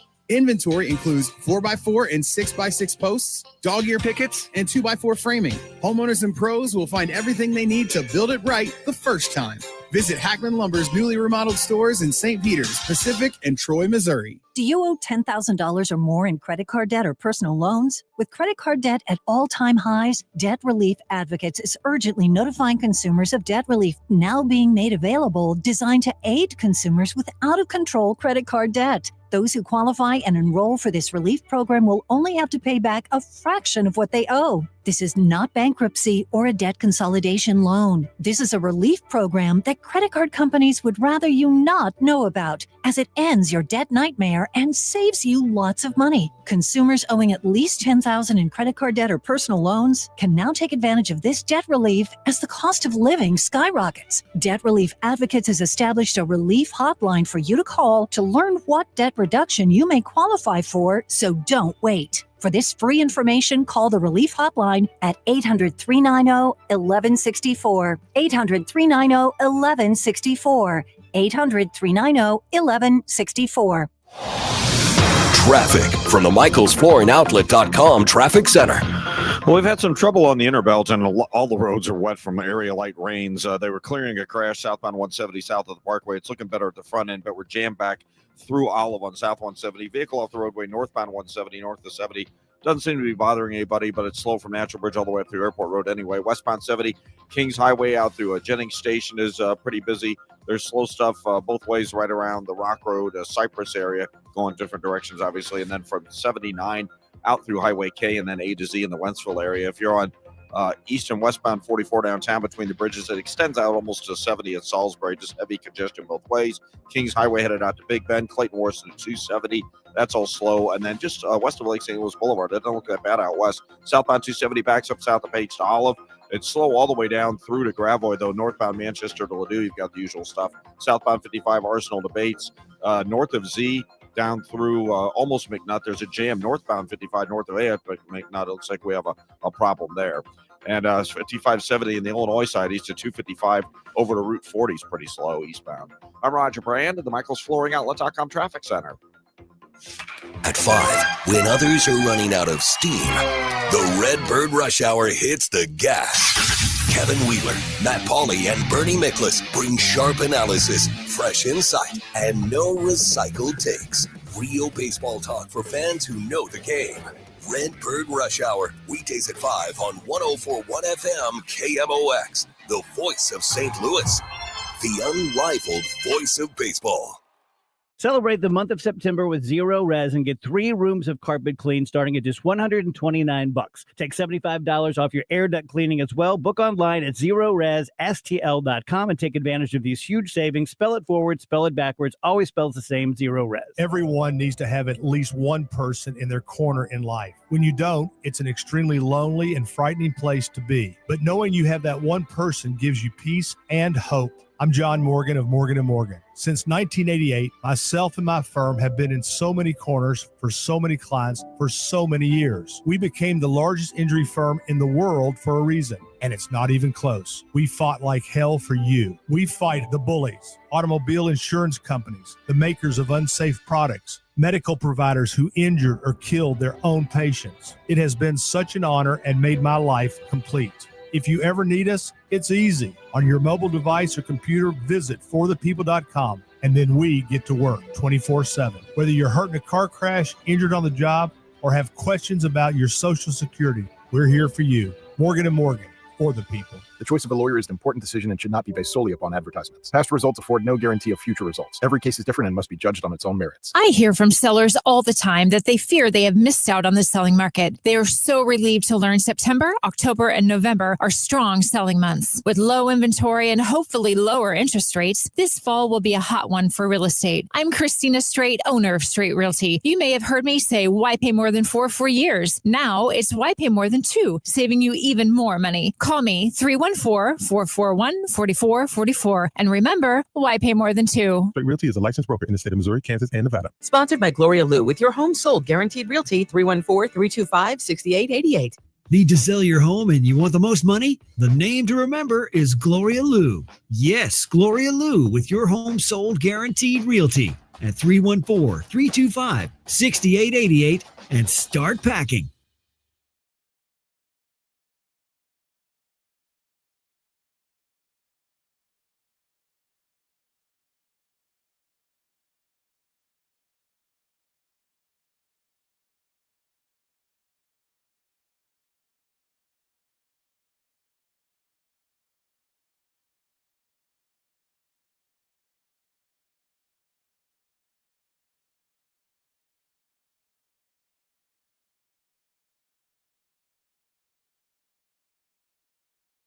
Welcome back, guys. DGS 334 is Dave Murray time. Hello, Dave. Hello there. Having a lovely rain out there right now. Yeah, and that's really the way to call it. The heaviest is now on the east side and moving away. It's kind of a light rain around Metro, some heavier rain to the south. We're not done yet, but I don't see much in the way of severe weather. So I think we're in pretty good shape as far as that's concerned, but still unsettled this evening, still unsettled overnight. Limited action tomorrow, but I can't rule out a couple of showers and thunder showers around. 77 on Wednesday. I don't see much Wednesday night. I don't see much on Thursday. Thursday, partly sunny, maybe a spot shower, 75 degrees, winds turn to the northwest. That's a good thing. That tells me this cutoff low is moving away. Thursday night looks wonderful. Friday, Saturday, Sunday also looking sunny and dry.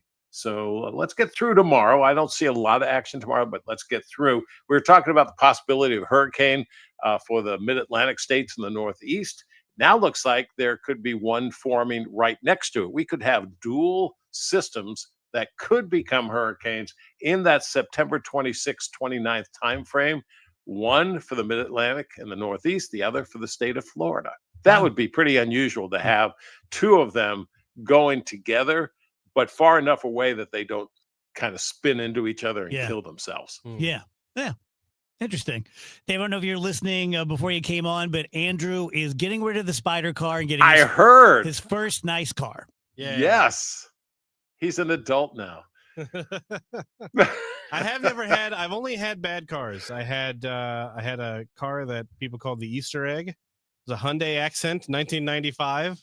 Why they call it the Easter egg? Because it was this weird round shape, and it was this bright green color. All right. And it resembled an Easter egg. All right. Yeah. The heat was always on. There was no way to turn the heat off. It was always on full blast. None of the windows rolled down, and the only door that opened by the time that I got rid of it was the passenger front.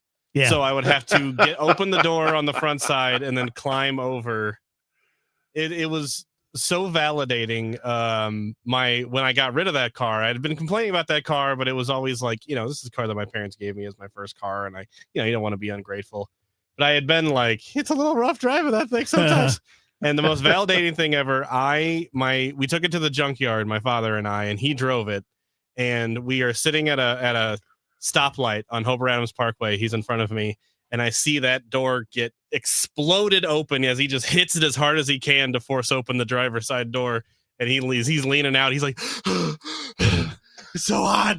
I'm like, yes. Wait, so the window didn't go down either? No, none of the windows rolled down. Oh. And he just hit it, slammed it as hard as he could to get that thing to open so that he could just lean out and get a little fresh air.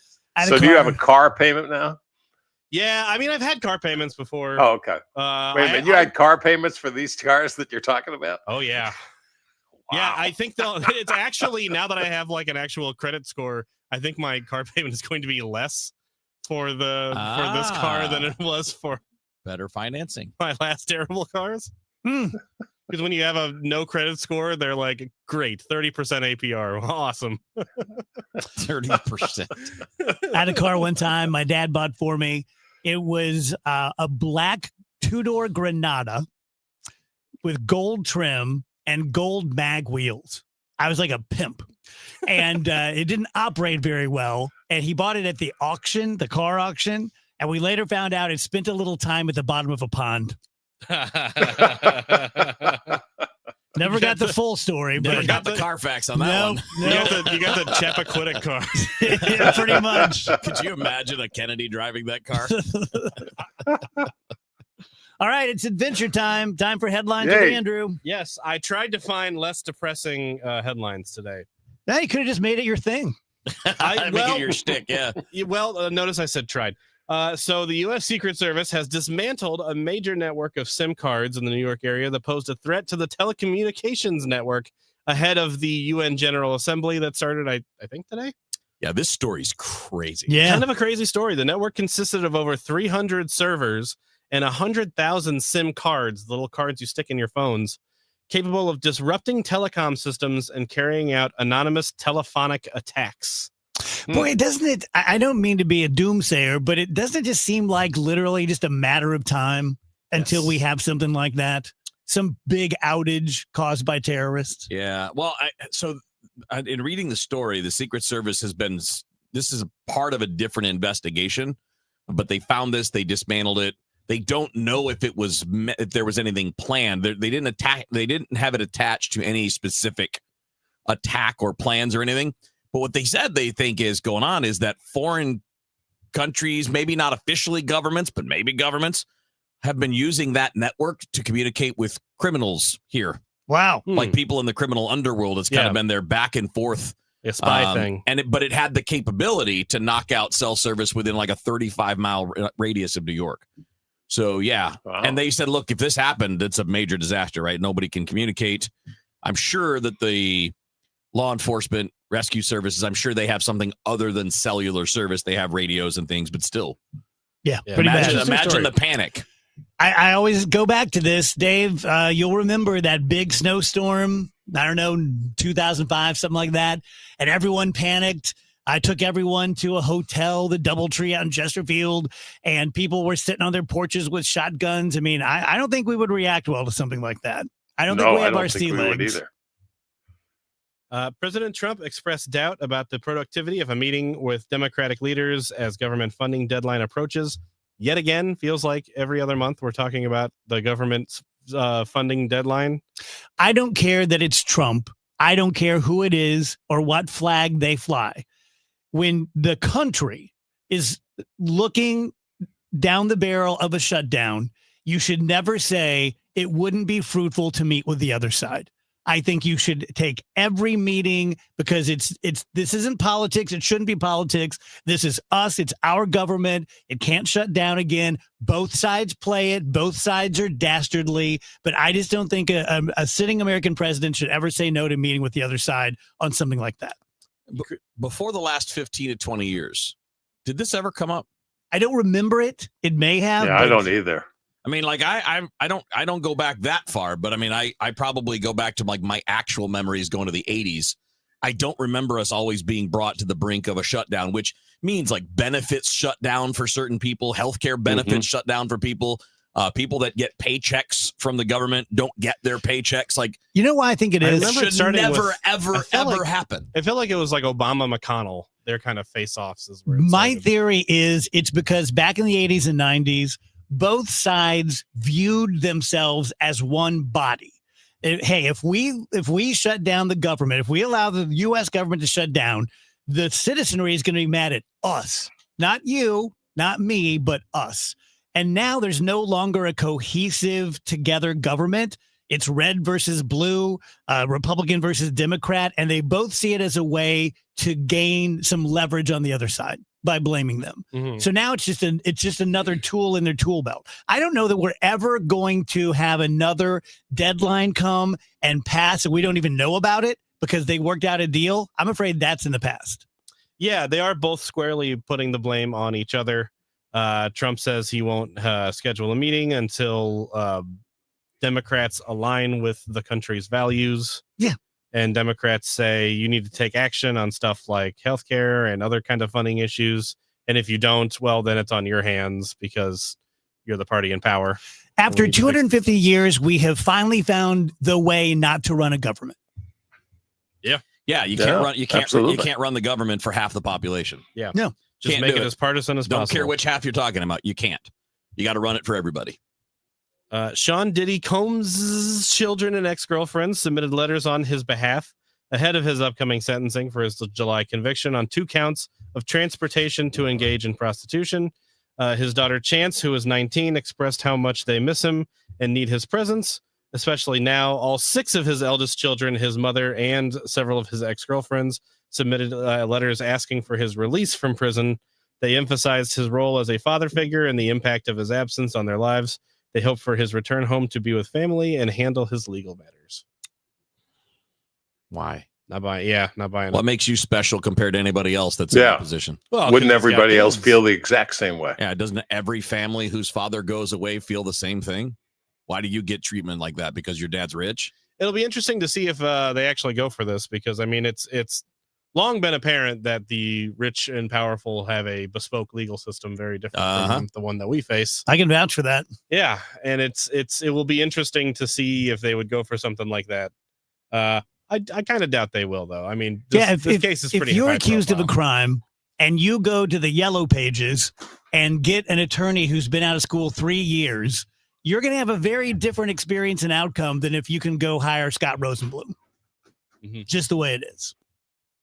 NASA has introduced its latest astronaut class, which includes Anna Menon, who already has spaceflight experience. She flew into Earth's orbit in September of last year on SpaceX's Polaris Dawn mission. That mission made history. Say it like that. He's saying everything weird. I'm just letting it go. Mission. Well, because I was trying to figure out if I said Polaris right, which I did, but I also didn't because instead of Polaris, I said Polaris. The mission made history with the first private spacewalk and reaching a maximum altitude of 870 miles. Manon has a background in biomedical engineering, and she is going to be a pioneer in space medicine, whatever that means. Sounds cool. The new astronaut candidates will undergo 2 years of training for the potential missions to Mars. Is there anything harder to become than an astronaut? I don't know the numbers, but probably not much. Radio broadcaster. I mean, besides that. Yeah, I mean, that's the hardest job in the world. We know this. Meteorologist, I believe. Yeah, meteorologist is just a bit harder than astronaut. We talked about the Olbermann thing already. Olbermann's a jerk. He was mean to Scott Jennings. He's a swift kick in the butt. Former Vice President, this one's interesting. Former Vice President Kamala Harris has endorsed Zoran Mamdani, the New York socialist, as they call him, in New York City's mayoral race, despite other top Democrats shying away from him and backing off. They're Schumer, etc. So Harris has expressed support for Mamdani during an appearance on MSNBC, emphasizing that he should be backed as the Democratic nominee. He is famously a member of the Democratic Socialist Party. He's faced criticism for his progressive economic policies and his stance on Israel. He has support from like the more left side of the party, like Ocasio-Cortez and Bernie Sanders. But Chuck Schumer, Hakeem Jeffries, they're very much against him. So the more moderate side versus the far left side do not want him to be the mayor. I think that's interesting. I think it's interesting that I would always firmly place Kamala closer to the Schumers and Hakeem Jeffries and further from the Ocasio-Cortezes and the Bernie Sanders and the Mamdanis. So it's interesting to see her endorse him. I have my spidey sense tells me she's going to try it again. Yep. Yeah. I think this is all part of that. I don't think she has a good luck. Unfortunately, I mean, I guess you could come up with at least one good reason why she shouldn't do it again, and that's that she ate poop last time. But do you still think that they should go with the most or a more progressive candidate than trying to go with like a Gavin Newsom? Well, that's kind of why it's interesting to me. It's interesting to me because if you remember, which you do, when Kamala lost, I thought one of the things she did very wrong was the neglect of the farther left end of the party. And I think that she lost a lot of votes that way, and she upset a lot of people that way. And it's very interesting to see her now embracing somebody who is literally part of the Democratic it seems like she thinks Party. that's the way to go. Yeah, well, I mean, interesting to here's see. I don't know if it's going to work, but it's interesting to see. I don't. First of all, like a city, people should vote for who they want. So if more people in New York want Mamdani, they should get it. Just like if somebody in a small town in Oklahoma wants the most MAGA person ever, they should get it. That's what you get to vote for your representative in your city. That's totally fine. Yep. But the idea that someone that is like they consider themselves extra left or further left, that they would not vote for a candidate when the person who is the complete opposite of what they want is going to win makes no sense to me. You're not going to support the person that's at least close to what you like, as opposed to someone that's not close like that. That's a nonsensical view. Yeah, I get it. Thank you, Dave. Appreciate it. All right. Want to remind you guys about Trident Exteriors. My buddy Tim, who's the owner over there, great guy. In my experience of dealing with businesses as a lawyer and as a radio guy, is it really does come from the top down. The main guy, the main lady, the CEO that really kind of sets the standard for how they do business. Tim used to be in the high-end restaurant business, so he's all about customer service. The answer is yes. What is the question? They do roofs and siding and gutters and fences. They're in Webster Groves. They're a James Hardy Smart Siding Company, so they're upscale, but they are not expensive. They are fair. They're not cheap, as I always say, and Tim says they're almost always the middle bid. I like the middle bid. I like the middle way. I just do. If anyone's going to undercut them, they are shortchanging you and cutting corners. If someone charges you more, they're simply putting the nectar on top of what is a fair bill. 314-717-1159, Triton-STL.com. Traffic from the MichaelsFlooringOutlet.com Traffic Center. No slow traffic out there with the weather this afternoon. This traffic reports a service of Jack in the Box. If you're on northbound 170, north of Natural Bridge up to Airport Roads, heavy. Westbound 70, some slow stuff. Kings Highway in pockets all the way into Cool Valley. It's actually bumper to bumper through Florissant Road, Hanley to the Inner Belt. There's slow stuff eastbound past the airport, westbound at Zembel, 79 to K, A to Z. Eastbound is still a little backed up through A. That crash was cleared to the shoulder a while ago, however. South 270 Page all the way down to Gravois busy. Northbound approaching Manchester to Ladou's heavy. South 170 bogs down at Delmar. Westbound 64 Boyle out to Big Bend. Lindbergh to 270. And then Lake St. Louis Boulevard to 70 slow. Eastbound 64 east of Clarkson into 270 is pretty busy right now. Westbound 44, the right lane's back up west of Lindbergh. Southbound 55, Arsenal to Bates. Z to McNutt. That northbound through McNutt, they cleared the trouble, so that's gone. Eastbound 70 at Salisbury, 44 both ways through the bridges downtown backed up. Southbound 255 at 162, we have a crash. There's a north and southbound jam there. And eastbound 270 jammed approaching 111. I'm Roger Brand at the MichaelsFlooringOutlet.com Traffic Center. Brought to you by Jack in the Box. Your hunt for the perfect breakfast sandwich is over. Jack in the Box's sourdough scramblers starting at $2.99 come with toasted sourdough, scrambled eggs, melty cheese, and your choice of hickory smoked bacon or grilled sausage. Then does you one better by being available all day. KMOX welcomes Trans-Siberian Orchestra and their monumental tour, The Ghosts of Christmas Eve, to Enterprise Center December 23rd at 3 p.m. Tickets are on sale now at Ticketmaster.com. A portion of the proceeds benefits Siteman Kids at St. Louis Children's Hospital. TSO, timeless and everlasting. Don't miss the Trans-Siberian Orchestra, The Lost Christmas Eve, produced by Live Nation. For more details, KMOX.com/events. Retiring soon? Get the information you need by joining Kyle Jones and Matt Allgeier of Fire Capital Management for Your Retirement Highway, Sunday mornings at 9:30. Investment advisory services made available through Pine Ridge Advisors, LLC, registered investment advisors. Securities made available through AE Financial Services, LLC, member FINRA and SIPC. I'm Ed Evans, CEO of Consumer Cellular. We're dedicated to serving people 50 and up like me. Our needs are different. Big Wireless wants us in an unlimited plan, but if you're not using all that data, you're probably getting used. At Consumer Cellular, we're focused on affordable, reliable plans, including data that suits your needs, not ours. Our plans start at just $20, and you'll get the best customer service in the business. Call 1-888-FREEDOM, visit consumercellular.com/fax or a store near you. Plans include $5 credit for auto pay and e-billing. See site for additional facts.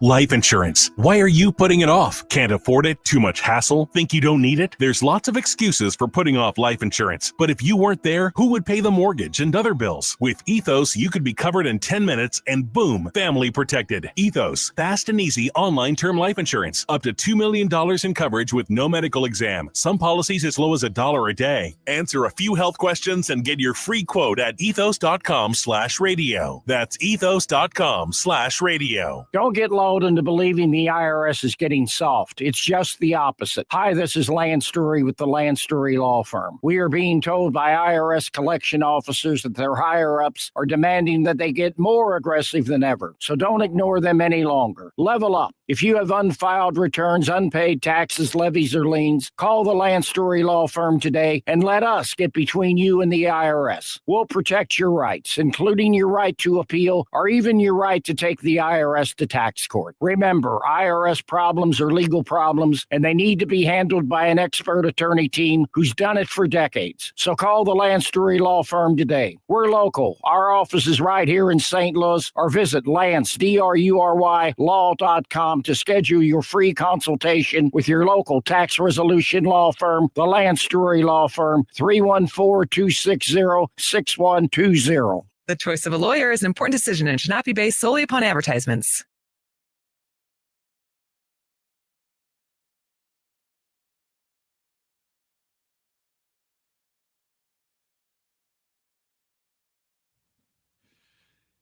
So we've just established on the break that Kevin Wheeler is a toddler. Yes.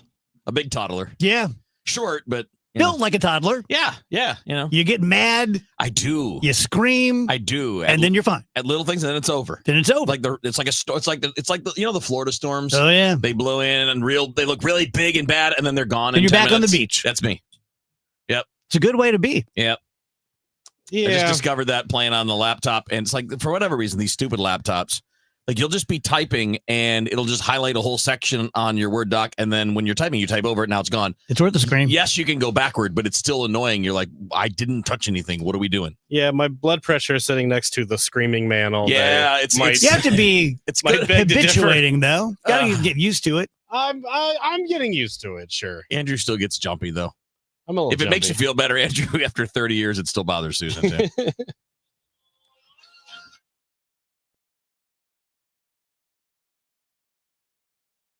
Ooma. What was that? That is business phone bliss with the Ooma Cloud phone system. It handles all our voice, video, and